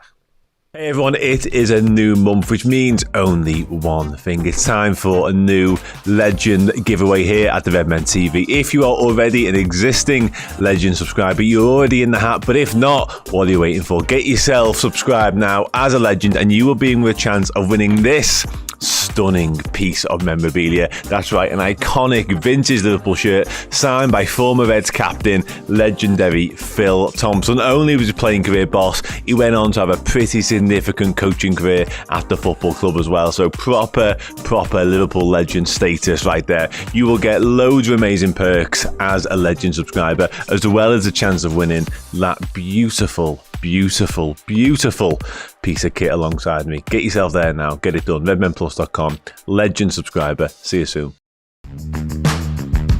We've uncovered a host of Liverpool legends that we believe are owed medals from seasons in the past. It startled me, some of the people we're discussing here, because you just don't expect it. Jan Mulvey, what a pass for the football. He made the game look easy. Couldn't bring into the team, he was one of the best teams the club's ever had. Going back to the group I was with, Sammy Lee was the one who made it into the first team, but he had to get ahead of Jimmy Case. Sammy just was so in the infancy of his career. Although it was frustrating, I knew even when the time come, then I'd be ready. Phil Neal, the most decorated Liverpool player of all time. Dad liked him, and Liverpool signed him. The chief scout, he said to me, oh, I went home and told Bob Paisley, go and buy him now. I don't think anyone can speak about David Fairclough without saying super sub. Part of the conversation I had with Bob Paisley while I was away seemed to intimate that perhaps they were tiring a little bit of me. Gary Gillespie was huge. Tasked with the job of breaking up Adam Hansen and Mark Lawrence. Ronnie Rocket. He just took the league by storm. No one was going to knock him off the ball. Battering ram who could go through defenders. Now it's about getting the Liverpool legends. You've just heard all about the medals they were never officially awarded.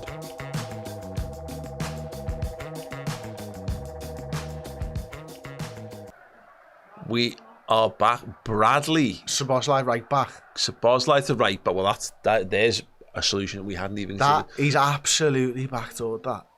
Wow. Annie. Let's see. Szoboszlai to right back. Gakpo on to play on the left-hand side. And at least there's balance in that thing. But it is another...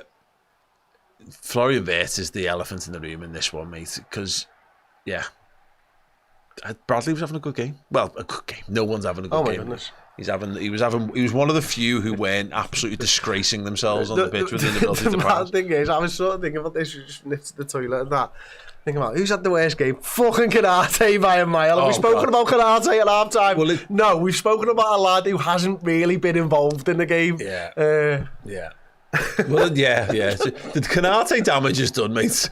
It's all well and good. Yeah, I agree. The time for Kanate analysis will come, but yeah. Jesko just in time, by the way. Get Kanate off. Oh my God. Here we go. Here we go. That's terrible, Wirtz. He's won it back though. Wirtz into the box, dancing. Shot blocked. It's all right. It was something though. Oh, come on. Little spoon. Go in! Challenges the keeper! Oh, it's gone wide. Alex Isak, brave centre forward play there. He must be fucking massive, Isak, mate. His keeper had two hands in the air and Isak still towered above him. Yeah. It just won't settle, will it? There's a little bit of magic, that's what I'm talking about. That's what I want to see from Vert. Take some footballers on, make stuff happen. Isaac went in there, shoulder first into the goalkeeper. Love a bit of that. Just manages to not do anything decisive. Better. There you go. Turned out it was Bradley all along. Yeah, who knew? Poor Conor Bradley. We were shit because he was playing right back. But it wasn't anything to do with the balance of the team game completely wrong. Yeah, completely wrong. But again, Vert he's playing now. You're central, cool. You're definitely central. But Gakpo's there with him on the left hand side. Occupying players. Oh, hang on, Mateta.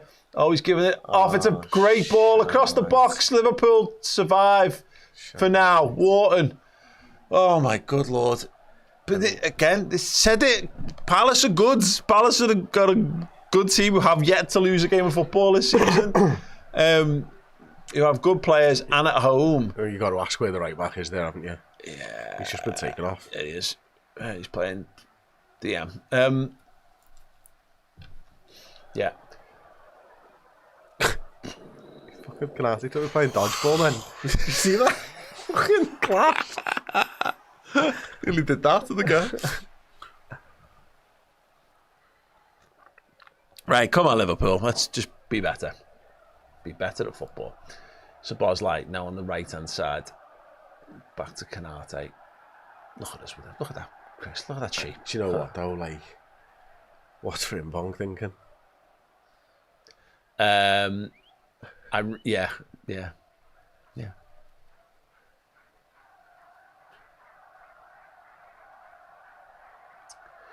He is our kitchen sink last 10 minutes substitution. Frimpong? Yeah, absolutely.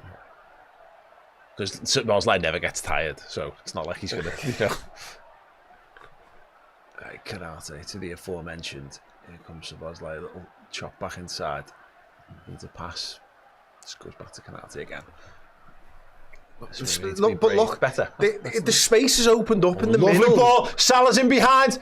Good control. Alex Isak blazes that one over the bar. The space opens up because Gakpo's got chalk on his boots that side. Salah's got chalk on his boots that side. Actually, he doesn't, but he has that. Yeah. He has the space is opened regardless. He's offside, isn't he? It's a great ball. Great touch as well. Laid in Isak, and Isak got a strong, albeit too high shot off, but it's fine because Salah was offside anyway, so it wouldn't matter if it had gone in. Well, you're right. They give offside. Well, this is the thing. McAllister, is it? He makes the run through a couple in the middle there, just turns on it, opens up a bit of space, and he's got options, a multitude of options instead of, Oh shit! A high boot there from Vert. He says he hasn't made contact with him.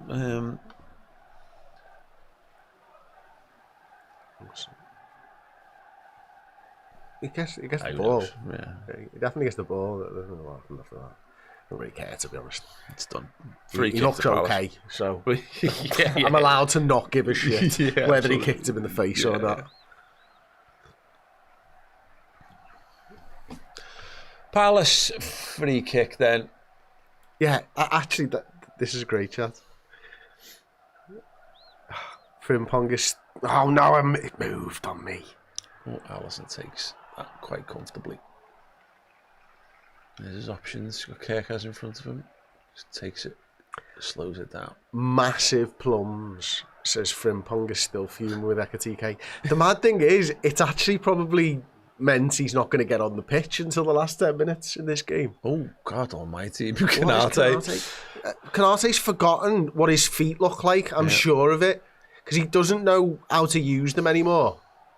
You know, sometimes when you do this thing in football where like you change your formation and then you always lose something. This is the forever thing with football. Like your fucking left wing. You'd always change your formation, you lose your left wing. That was the first half ball. We've changed now. But you know what we've lost? We've lost the right side at 8 for doing this. So like Szoboszlai picked the ball up there and he's got Salah miles away down the wing and no one else to play with inside. It's just, you know, again, it's the short blanket thing of every time you think you've caught with something that's clever. Go on, play him through. Can you find Isak? It keeps going. Find Gakpo. Gakpo winds up, shot. Where's the ball? Went somewhere. Where did the ball go? Not in the back of the net is what I'll tell you for certain. Fucking lighting down there is terrible. Isak was offside. Yeah, and Isak, if anything, it's a draw and run that, isn't it? Gakpo just shot I thought he hit a player. I honestly, genuinely thought it hit a Crystal Palace player. It didn't. He just hit it out. Really, really far wide. People in the stands dodging it. There's a fella who ducked. Pressure on Henderson there. Sends it long. Kanate wins it. Kanate forgets how to jump. Yep. Oh, it's Palace nice have got numbers that, forward here. Me, he's got to be offside. Mateta's in. Oh, Alisson makes another save. The flag finally goes up. Yes, well done. I was Good not process. at all thinking Mateta could score then. Like, I'm just so confident when Alisson's got the ball. I am less confident when Alisson's got the ball at his own feet and a player 5 yards away than I am with the ball being at the player's feet and Alisson being 5 yards away. Yeah. That is wild. He's very good at that, isn't he? Very, very good. Okay, so Liverpool survived that. Another little flutter from Crystal Palace. McAllister and Gravenberch central ahead. Kanate and Van Dijk playing it 1-2s between themselves. Now Van Dijk sends it long into the channel. Too hard for Gakpo. There is a thing that I've seen it mentioned, but it's a thing that you can't measure in what we've lost, and it is Trent's passing range. And it's just that thing of you become so accustomed to it being a thing that you don't realise when it's not there anymore. You just don't, you don't recognise it. It's why it's one of the reasons I like Szoboszlai there, because his passing range is so good, isn't it? You are right. It's just a get out of jail free card, isn't it? Yeah. It was at all times. Here we go. Got left hand side here, man. Side volleyed across the box. Salah. Menacing. Right, look at that. Look at us playing the ball across their box. Cross there from the left. It was very good. Salah, hovering with menacing intent. I can't see it. Cornered again. Szoboszlai played it. I'd probably say 3 of his 4 so far have been quite dangerous. If he's even had 4. There you go. Yeah. Right, 2 of the 3. I was going to get to the near post and score this time. Oh no, deep. Float this time. Kanate tries to head it down, but I'll tell you what, got to get numbers this back. Is not good. Look at that fella. Is it Sarr? Palace sweeping forward. Yeah, Szoboszlai's racing back. Kanate against Munoz steps in. Well done, Ibu Kanate. Throw into Palace. Yeah, did all right there.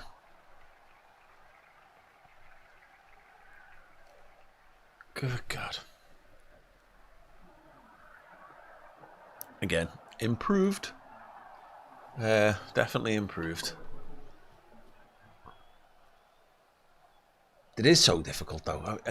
This is you create some situations where you've got to throw men up in attack, and then something breaks. I know that was a corner, but it breaks down, and they've got 3 men racing in on your goal. And all like 3, the fucking Jamaican relay team, the speed of the 3 of the fuckers. Did you see? Sarr genuinely looked like Usain Bolt then for a minute.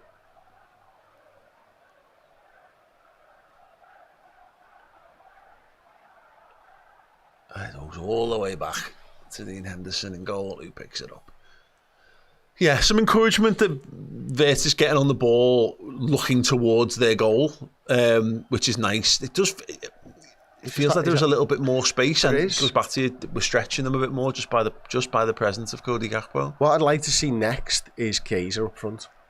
Yeah, I love his ability to just have a shot. Yeah, he just seems to find himself in those situations, doesn't he? Where he's forcing people into tackles, or he finds himself in good positions. He just has a knack for being in the right place at the right time, Kaiser. Yeah, he sniffs it out. It's funny though, again, in terms looking for truffles. You're balancing what you've done here. Obviously, Rio's on the bench, but you brought Gakpo on, so it all feels a bit like you're having to make. You're not just substituting people at this point. You're making like tactical changes every time you want to bring a footballer on the pitch. But again, 55 minutes played, 56 minutes played.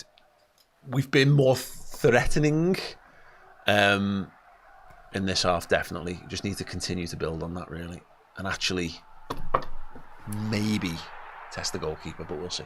Szoboszlai, that's good. Give him go there with Gravenberch. Got his legs swept from under him there. To your point, to back it up, Paul, stats right now for the second half, they haven't had a shot. We've had 3. So obviously they've had no expected goals, and we've had 65% of the ball. So yeah, it's definitely been a much better second half than it was first half. Good. Like that. Free kick then to Liverpool. 40 odd yards out. It's definitely much more crossing territory, deep back stick crossing territory. Szoboszlai's over it.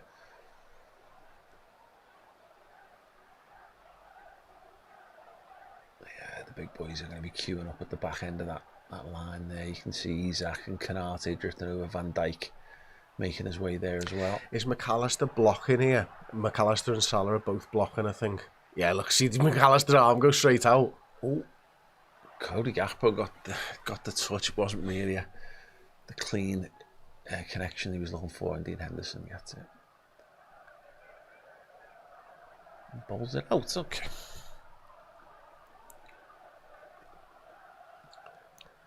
Come on. Oh, well done, Wirtz.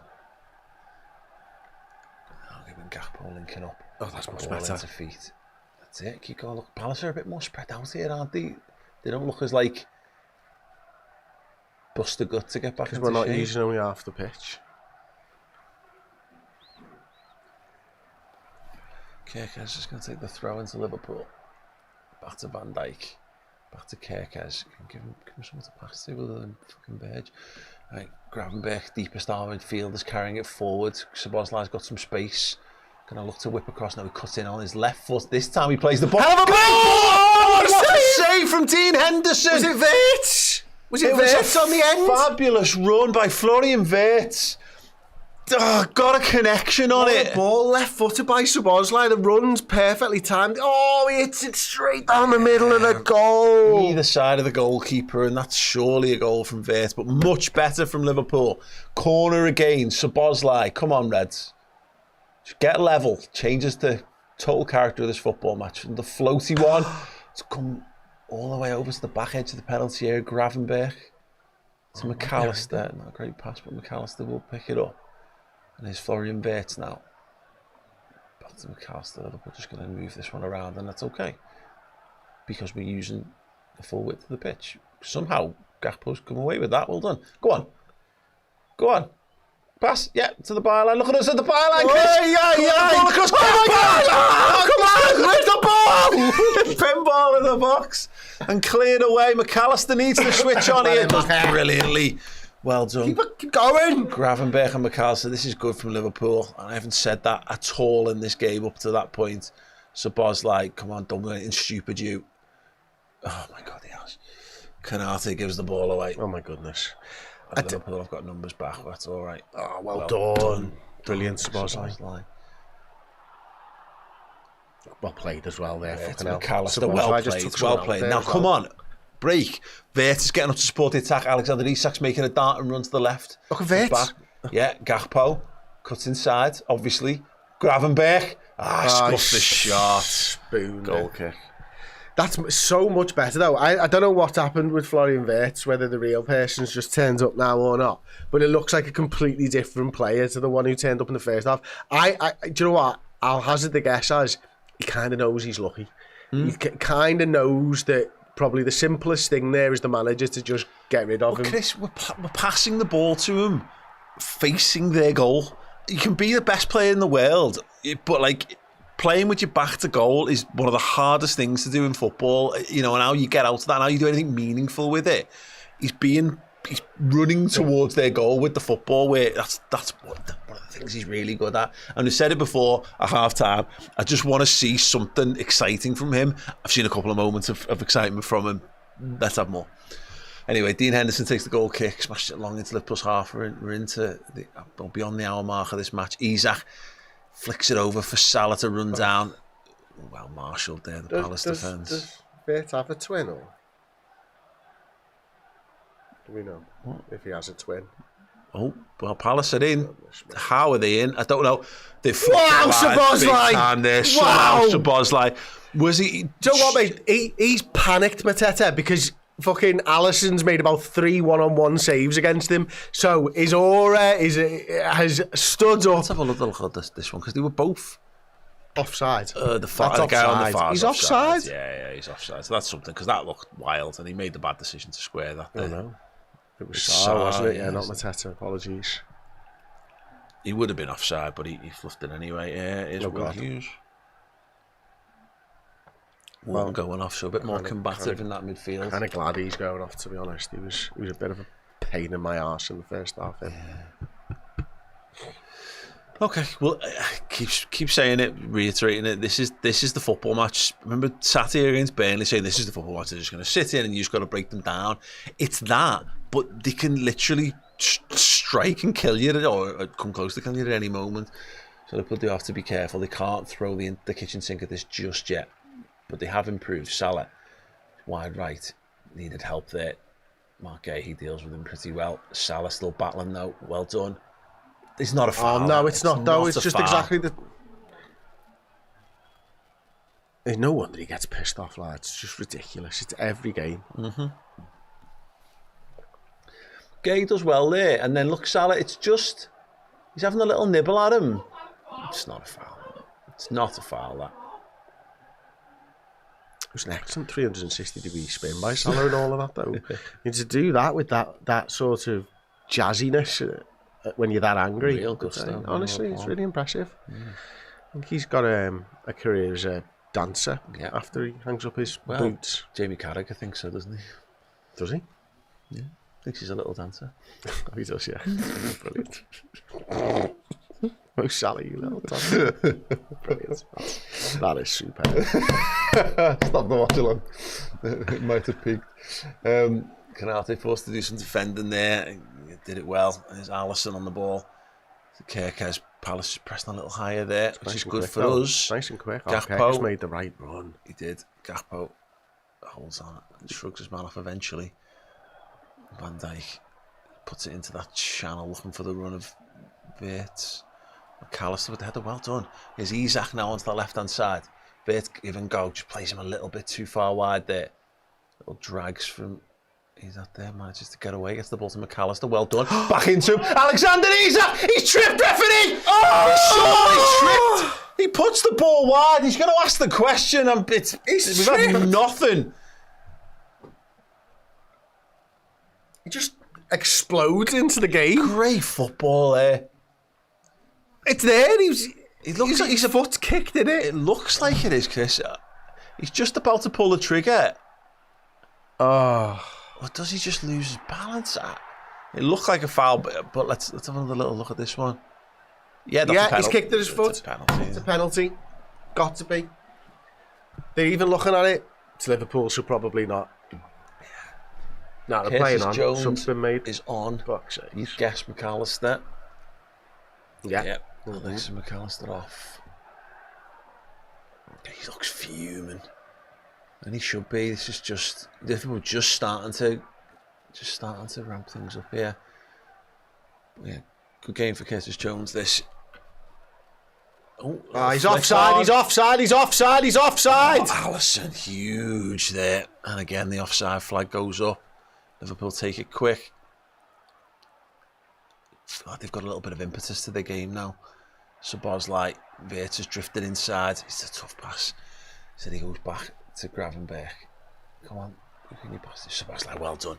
Making the pitch big down that right-hand side.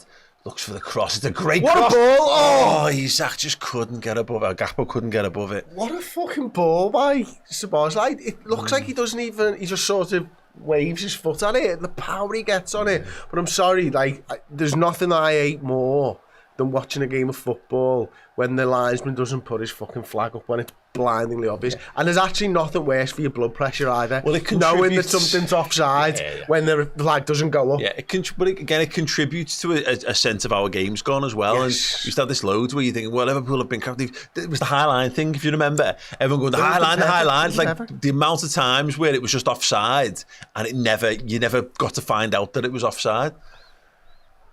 Stupid. Wow, okay. 7 shots in the second half to none. Only 1 on target, though. Two big chances missed. This one.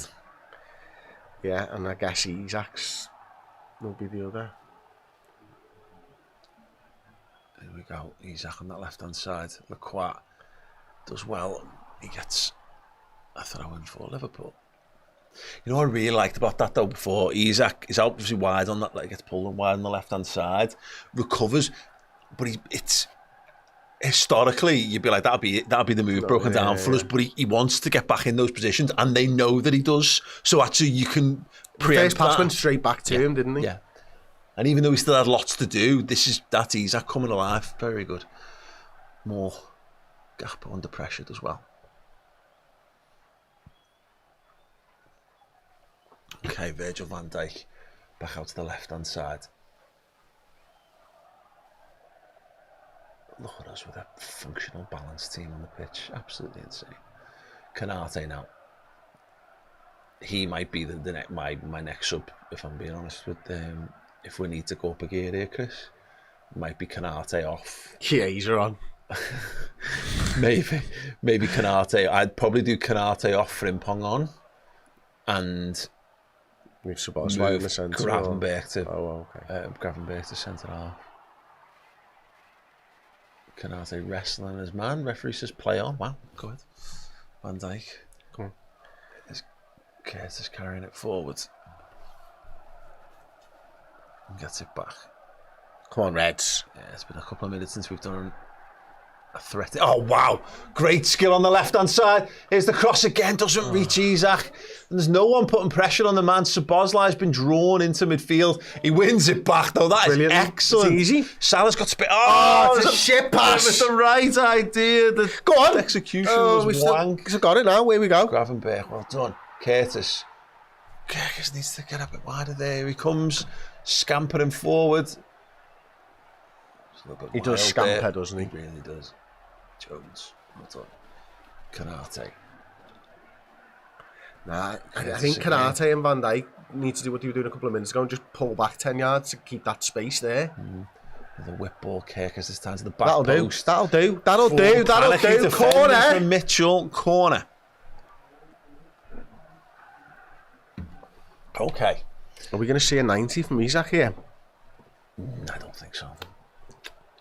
He basically said in the press conference that he described it as like too big a risk.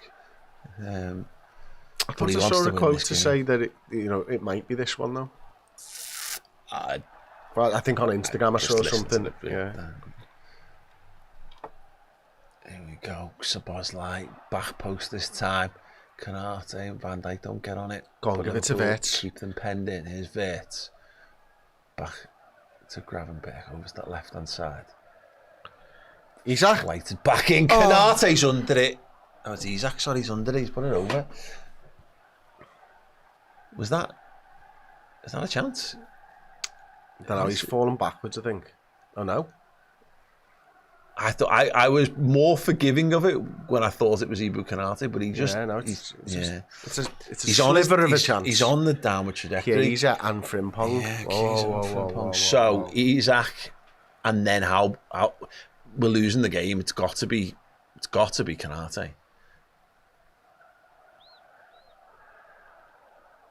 At the moment, I know he's had some defending to do, but there's a pretty big split between him just having possession of the ball on the halfway line. Canate, he's got to be bold. 20 minutes to go. The game's lost. You actually, what's the difference between a 1-0 loss and a 2-0 loss? Nothing. Got to try and salvage something from this football match. Liverpool's playing the second half. Has been better. Has it warranted the equaliser? Maybe. Need to keep going. It is Canate. Jones. Over to Virgil van Dijk. Kirkes and Gakpo to the left. Wirtz drifts away. Tried a clever ball into feet of his. That doesn't quite make it. And then Canate goes and engages in a wild way. Slide tackles nobody to play the ball back to the left back, who is at this moment Florian Wirtz. Here he comes, the German. Nothing doing ahead of him. He just lays it off to Van Dijk and he will make his forward run back. It's the areas he wants to be, and Canate wide to Szoboszlai. Come on play with him, Mo. There's no one there, you're running away from him, yeah. Canate again. Come on, Liverpool. 19 minutes left plus stoppage time. The sub's ready to come on. Kerkez. There you go. Great play. Give and go here. Curtis Jones. Great ball. Find Szoboszlai. Szoboszlai with the cross. Oh, could he have just shot? Got to smash through it, lad. Just smack it towards the back post, mate. Good it football was too again. Cute. Yeah, it was. It was. And again, okay, trying to play Salah into a shooting position is never necessarily the wrong idea, but you might as well have just webbed at a goal there, mate. I think the ball I think it was Curtis Jones, was superb, by the way. Was. Here we go again, left hand side, whipped ball into the hands of Dean Henderson. Liverpool could probably do with the ball going out of play here at this point. Get them substitutes on. Yeah, look at this. That ball's fantastic. There. It's just behind him, wasn't it? Yeah, just when he controls it, just falls behind him. Well done, Ref. Gravenberch. Ref. He's going to play on. Szoboszlai now crosses the halfway line. Goes for a big ball over the top. That's fucking stupid. He was going for the left winger. But the left winger's not even there. But the Gakpo was deep. Daft. Anyway, Henderson. Palace. Oh, Liverpool keep it. Oh, it's a little mistake. Florian Wirtz, can he capitalise? He can get it. Nice turn from Curtis Jones. Oh, it wasn't the wrong decision by Jones, but just got closed out. Lads. Here comes Sarr. Lads. Virgil van Dijk standing off him. Canate heads it away. Will Hughes. Mateta find himself in that space. There's Mitchell on the left-hand side. Hangs one up to the back post. Totally free. Well done. Great defending. Kerkez gets in the way. Again, this is it again. Where's everyone? Got to be careful. Gakpo. Bobbles Is he making around. the subs? Is he making the subs? Yeah, well done. Kerkez. It's got to be the substitutes now, surely. But look, again, Munoz finding space at the back post. Well done. Look at it. It's jumping with his arms. So what do you reckon is going to happen here? Do you think Canate is going to come off? Well, there's Wirtz. Wirtz is off for Chiesa. How much do they want to win at Chiesa? Do the 90? Because that's a 4-2-4. Yeah. And Chiesa was, I thought Chiesa was good doing some of that sort of 10-ish stuff. So we'll see if he does that, or does he just go straight up top? Who's the second sub? Canate. Yeah. So round and about, Isak stays on the pitch, and you know you've got your world record, British transfer record centre forward there on. If you can just get another 10 minutes out of him, and then you have to make that last sub. Don't know. Rio would probably be your last. Unless you're 2-1 up and Endo. Yeah. Positive mental Hey, listen, attitude, Paul. absolutely. Glass half full. Endo, you've still got a chance of featuring in this game, son. Yeah. Here we go. We're coming to our divergent universes. Liverpool's next sub is going to be Wataru Endo or Rio Ngamoa. Yeah. Who is it going to be? Let us know in the comments. Because I'm going to tell you, Ngamoa. It's going to be Rio Ngamoa. Because if you think we're scoring 2 goals in the next 10 minutes, then that's not how the balance of play of this game has gone at all. Yeah. Frimpong's at right back. Szoboszlai back into the middle. Yeah, I like that. That's fine. And then, line of 4 across the front at the moment.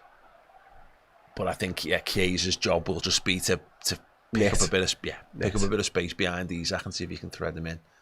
I like that. I like that for him. There's Gakpo on the wing. Charge down. I'm so unfit. My watch thinks I'm now doing exercise. Jesus Christ. So it happens sometimes when I stand up. It's like we're going for a run. It's like, you don't know me very well, do you? Well done. You don't know me very well at all. Well done, you. Oh, there's a cross in. Headed away, but not clear. Frimpong will gather. Oh, it's a bad touch. Who's he going to pass it to? Oh, well done. Keeps going. Go on. He's going to get that, you know. Yeah. Oh, go down. That would have been a penalty. Not clear. Come on, shoot. Curtis, left-footed. Again, pinball. Isak drops the shoulder. Keeps it alive. Well done, Alex. Get in the box. Whipped cross. Gakpo, no. Szoboszlai.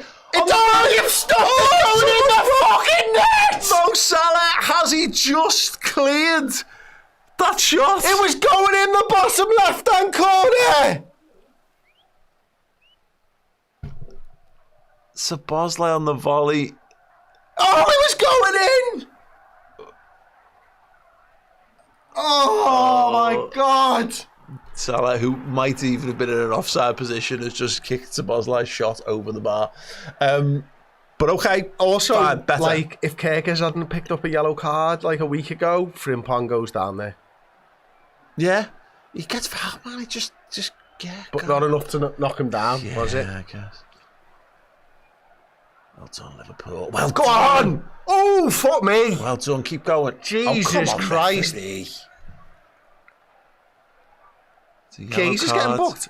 Do you know what? I thought the foul was the other way, but Keyes' reaction was like, shit, I'm sorry, mate, I fucked you there.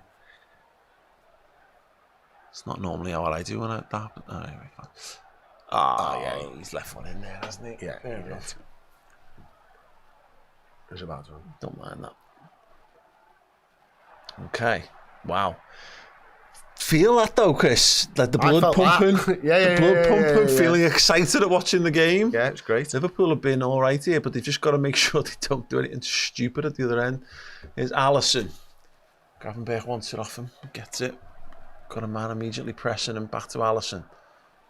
Van Dijk and Liverpool just need to get out of this bit of the pitch and get up to the bit where they're doing the good stuff. Okay, Gravenberch. Frimpong. Great play by Frimpong. The little dribble on the inside the box as well, wasn't it? He just did something that he's good at. He can make himself a little yard of space with a drop of the shoulder. His ability to use 5 yards of space. Like there was no way the two of them were thinking he's going to the byline here. It's too close. Yeah, mate, he burst past him in the book. Been on the pitch for about 3 seconds. It's not sure that's great refereeing. Wins the ball as well. Anyway, this is where we're at. Referee's just like, I've got to use them. I've brought the cards. Might as well use them. Anyway, Frimpong, what did he do? Wow, terrible touch. Human. And it. Human in himself. Throw into Palace. Ugh.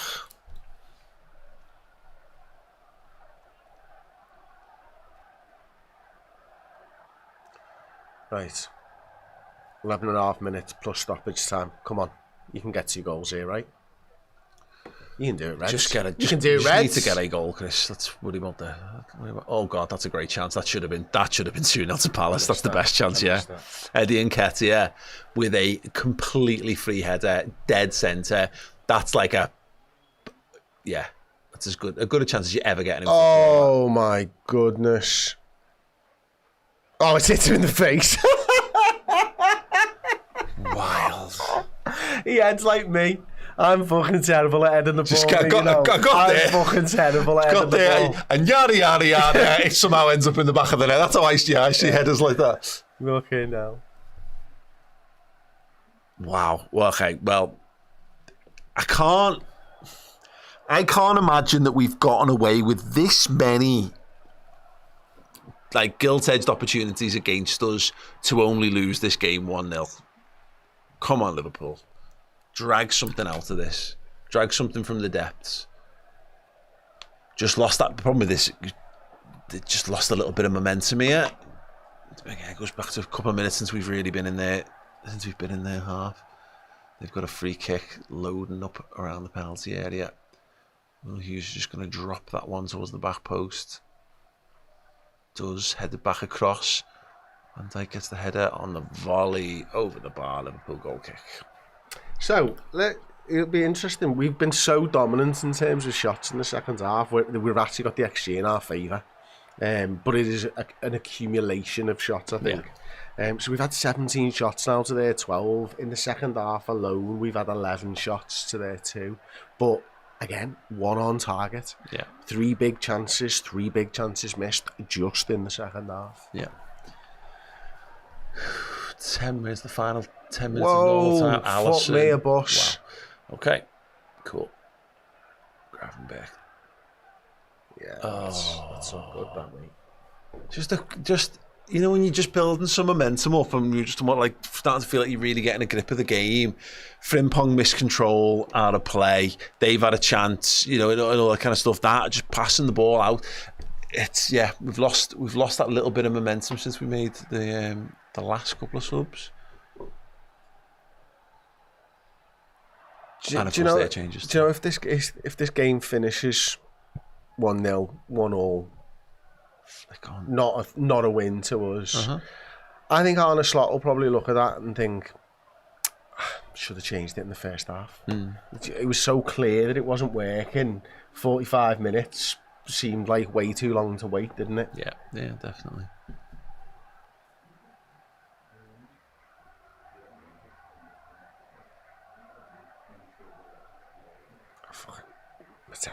Yeah. Shouldn't be as good as he is, but he is. He plays it back. Palace go through the lines. Well done. Great chest. By Frimpong. Great ball as well. Pass. Go on, Chiesa. Chiesa battling, just couldn't quite get it clear. Get sent off, Chiesa. Frimpong tackled back well. Szoboszlai, what can you do? Come on. If he had a left foot, that would have been You're opportunity. Right. You're right. It's for standing. Van Dijk. Nice Gakpo gone. Gakpo's pulled too central, man. Gravenberch, deepest player for Liverpool. Where's Verge gone? Left. I don't know. Is that him left wing? It is, isn't it? Yeah. Look at him. Yeah, he's had enough. Szoboszlai. Yeah. Big switch. Frimpong. Not a great touch, but he makes up for it with the worst second touch. Kamada goes past him. No. Sends one into the channel there. Liverpool got good numbers back. Got to deal with this one now, but this is where you don't want to be too stretched. Munoz. Back to Will Hughes, and again, this is just not where Liverpool need the football to be. And all the way back to Dean Henderson. Go on, keep going, lads. Yeah, go on, man. Chase him. Smashes it long as Dean Henderson. More pressure Van Dijk wins it. Right, Szoboszlai, you pass. Get the ball to Szoboszlai. That's how we get out of this. Well done, Keith. Go on, that's it. Okay, that's fine. Frimpong needs to come and make some space on this side. Jones again. Gravenberch. Fuck me. It's far too intricate when it doesn't need to be. Did the ref not even blow for a foul then?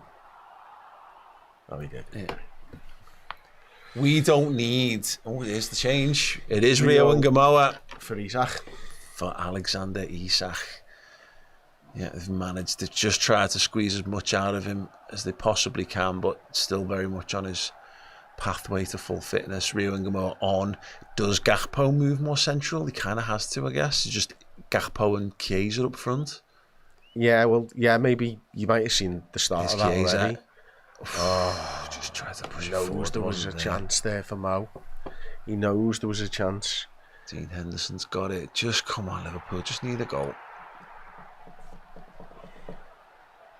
What a sent long. Gravenberch needs to do some defending here. That's a good side, Palace, though, aren't they? You've got to give them credit. They are.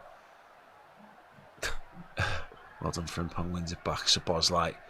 Nice. Gravenberch looking for Liverpool players. Well done. Go on. Oh, stay on side, Mo. Stay on side, Mo. Oh, he had to play that blind, didn't he? Because he knew the opportunity was going. Liverpool's got to throw him. Well defended, Mark Gahey. Musa. Throwing Frimpong. Moving Szoboszlai. Oh, it's fucking shit. Frimpong gets beaten to the ball there. He's got to keep it in there. Go on. Liverpool. Well That'll done. do. Well done, Mo. Give and go from Mo. Oh my just goodness. killed wide from Chiesa. Didn't see how clear it was really, but it's good play. Chiesa just opens his back. Oh my god, it's so damn close. The keeper's totally fucking hell. Whisker wide of the far post. Do you know what? In football, there's nothing better, is there, than fucking both-footed players? Yeah. It's just fucking brilliant to watch both-footed players. Yeah. Frimpong, that is... He is having a mad game, him. He really is. He's got two men now. Kamada still coming, not closed down. Liverpool have got no men in midfield. It's deflected. Fucking hell, I thought it was going to bobbles deflect past him then. To Alisson Becker. God. Come on, Liverpool. Don't make all of this look we've had be for nothing. Just use it and go and steal something from this game. Frimpong, well played. Go on, that's it, mate. Get on your bike. Just struggling to get the ball up the pitch at the minute. Better. Gakpo. He's got Rio wide. Uses him. Here's the youngster dribbling back to Gakpo. Come on, Cody. He doesn't know what he wants to do with it. Gravenberch, he makes the forward run now. Gakpo's in the box. You've got to beat your man here. Frimpong, come on, mate. Goes back to Gravenberch. How's your pass? It's very good. Surely! It's that man again! He's a super sub! It's Federico Chiesa! He grabs the ball and he heroically runs back to the centre spot! Crystal Palace 1, Liverpool 1, 3.5 minutes of normal time to go! Can we steal this game? It's a great ball in! I don't know what happens, there's a mix-up, but one man who does know what happens is Federico Chiesa. Comes off the defender, he's the first to react, he hits it terribly. He scuffs it off his fucking shin and straight into the back of the net. And he goes and gets the ball and he keeps his fucking shirt on as he takes it back to the halfway line. It's just some players have just got that knack, and Federico Chiesa, man, he has got that knack. Right place, right time. Don't. The VAR's checking what they're they're looking for handball off Salah. Are they looking for handball off Salah? Don't. Oh, come on. Don't do it to me. He touches it, doesn't he? He touched it, didn't he? He touched it, didn't he? Did. Oh, didn't he? Did. Don't give me hope, Paul. You can't give that, surely. Oh, if it touches his hand, they'll give it. You can't give that, mate. There's the butt. Oh, They can't tell. I mean, it looks like he's holding it there. It looks like he's fucking holding it. You fucking boring jobs worth virgins. Just let the goal stand. My God. Well, the next thing is that there's number 5 pull Salah on the back. Does it? I've no idea, mate. It's just. Yes! Fucking I apologise for calling jobs worth virgins. It's fine, as long as it's by choice. You'll know when your time's ready. Don't rush into things. Can't take this fucking shit. Okay, 1-1, Chiesa, goal. Come on, Liverpool. Don't throw it all away now. Oh my God. Frimpong's got defending to do. It's clipped to the back post and it's out to go hit to Liverpool. Come on. Okay. Well, we can't have fucking 35 all games of this shit. Oh yeah, we can. Oh yes, you know what I mean? Oh yes, we can. It's too much for the old ticker. I really thought they were going to pull that back then. Yeah. I mean, come on, don't like what's that about? 7 minutes of added time, at least. Loads of subs. A check. It was brave pushing him in the penalty area there, wasn't it? Corner. Ugh. Palace corner. I'm here for a counter-attack goal, Liverpool. Come on. Good Lord.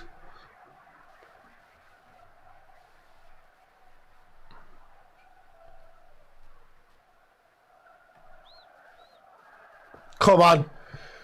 Big transition, red arrows. Come on, Liverpool. Just defend this. Defend it. Don't beat crap from a corner again. Thing is, this is the type of game now, because we've just come back, if we can keep it at 1-1, when the injury time goes up, it G's us up. Yeah. Unless they continue to put us on the back foot up until that point. Oh, well done, Rio and Gamoa comes away with it. Referee gives the free kick. Huge there. Yeah. Bang. Fucking bang. To what? It's worth it. I'll do. Worth it. Gain some yards there. Yeah, absolutely. We've 6. We've seen rugby. 6 minutes, 30 seconds of that gone already. We're not quite as big as we'd have hoped for. Palace making a substitution to eat into a little bit of that as well. Kamada's going to be off. And he's going to casually stroll. I hope they live to regret this. If we... look... If we manage to pull out yet another late win, I can't guarantee me top won't come off. But if we can somehow come away with a point from this game, like, Christ, at this point, I think I could be all right with that. But let's see how this game goes. Just under 5 minutes of this football match. I'm gonna say Chiesa gets another. Just gonna put it out there. 91 minutes and 15 seconds of the game gone. Okay.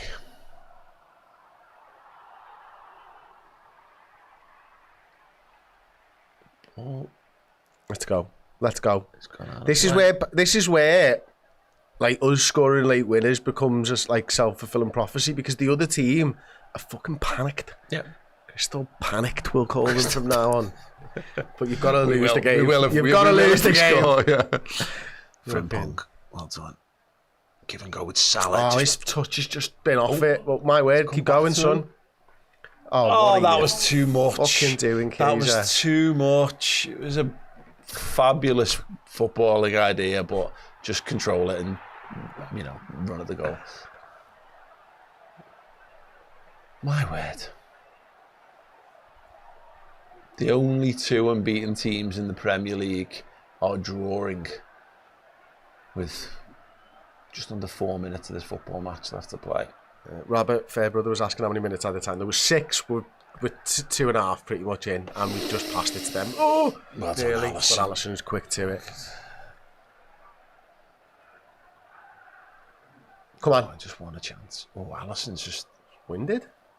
Ankle. Oh, God. He hasn't sat down. He normally knows when he's fucking hurt, doesn't he? He will just sit down. Yeah, he's right. Have we got any subs left? I have no idea. Don't think so. Alisson. Okay, he seems to be moving okay. Okay. Oh no, he's holding his ankle again. Brilliant. Oh, let's maybe if we could not pass it back to the out for goalkeeper. Alisson Becker on the newly redefined Alisson Becker visual pain scale. Throw for Liverpool. Taking him quickly-ish. Don't know what that was on the screen, but I didn't like it. Don't worry about it. I didn't like it. No one else can see it. It's like it heralded something. What did it herald? Oh, go on, Frimpong. Great run. Can you find a cross? You can. It's deflected. Oh, it's Henderson's hands. As long as it doesn't herald Galactico, I'll be okay. Galactico? What? Zidane? No. It's like Silver Surfer. Galactus. Out. I don't know. I don't really know the comic book things. You took a shot. I took a shot. It was close. The heralding of Goody. Right. Okay, Virgil van Dijk. 2 minutes remain in this game. There might be that is woeful. Curtis Jones right between 2 Liverpool players, and if you wanted a fair indicator, this game might end up as a draw. That pass was probably it. But we shall see. Liverpool have made a habit. I don't know why I don't feel like we're going to win this game. Maybe because we do not deserve to on the worst of it. What are you talking about, Paul? They were fine. We totally battered them.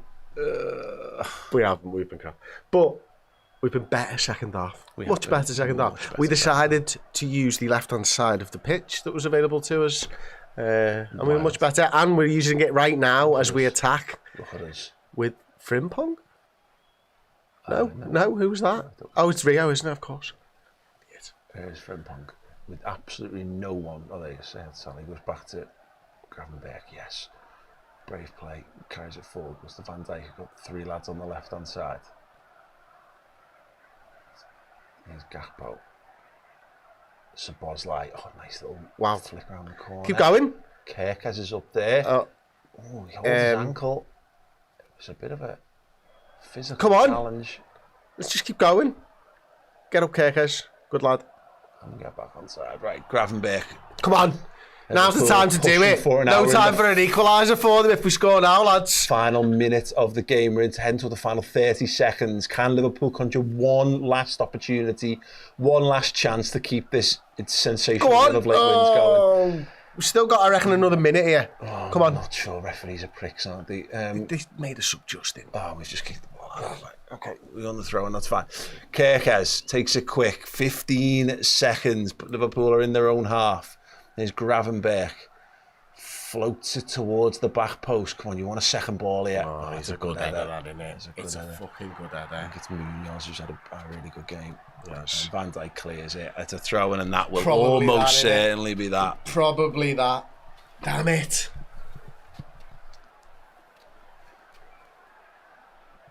Oh dear, oh dear, oh dear. Oh, Palace. Can they have one last opportunity? No, don't do it. Don't do it to me. I can't be arsed watching you win. Well done, Oh, Kirkers. I'm not fucking sure that hell. was the right foot, decision. mate. Right foot, mate. Right foot, mate. Right-footed. We could have been out there. Referee's continuing to go. Surely there can't be much more left in this one. But 30 seconds over the allotted injury time. Palace have a throw midway inside our half. They've thrown everyone forward. They might as well. Palace on the kitchen sink. Oh, I didn't sign up for a Palace late winner. Nope. Not going to lie. Don't do it to me, please. The two remaining unbeaten records in the league. Not a minute hang over the 6 minutes as well. by a thread here in the final seconds of this fucking football dare. match. Well, Hughes Don't pumps it forward. you Unbelievable. fucking dare. Unbelievable, they've done it. Don't you fucking dare! Eddie Nketiah, who missed the gilt-edged chance of the whole game. Arne Slot saying, mate, you've played a minute over the time. What are you doing? And they've won it. The late winner has gone Crystal Palace's way. Blimey. Listen, you can whinge all you want about time over and stuff like that, but we had opportunities to clear the fucking ball then, like, do you know what I mean? Just pissed around with it as it bounces across our penalty area to a lad back stick who's completely and utterly fucking free in the penalty area.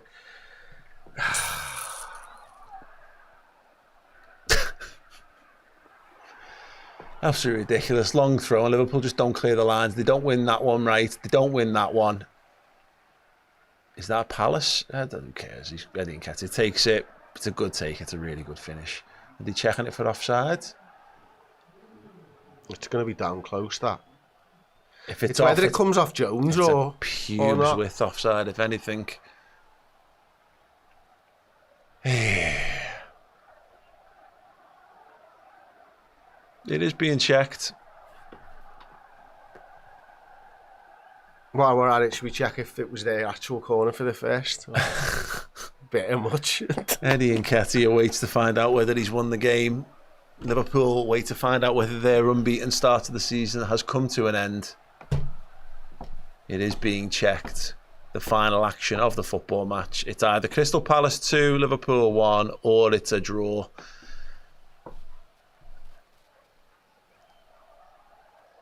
And the wait goes on. Come on. I mean... We haven't deserved a point, but I'll take a point. It's a goal. Palace 2, Liverpool 1, and that will be the game.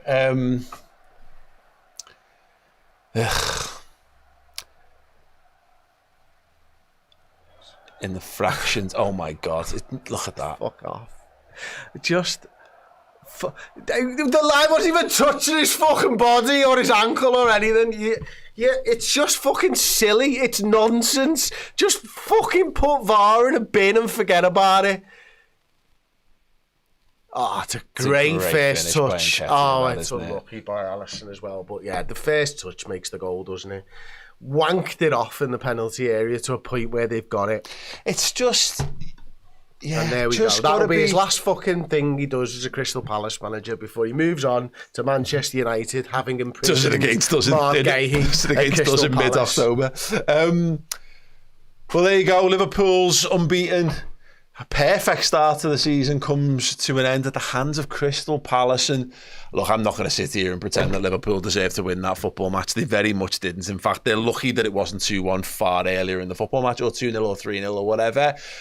But the fact remains, they got it back to 1-1, and all they had to do was defend one last set piece, and they did not. So that is shit, and on them. Oosh, man of the match time for Liverpool.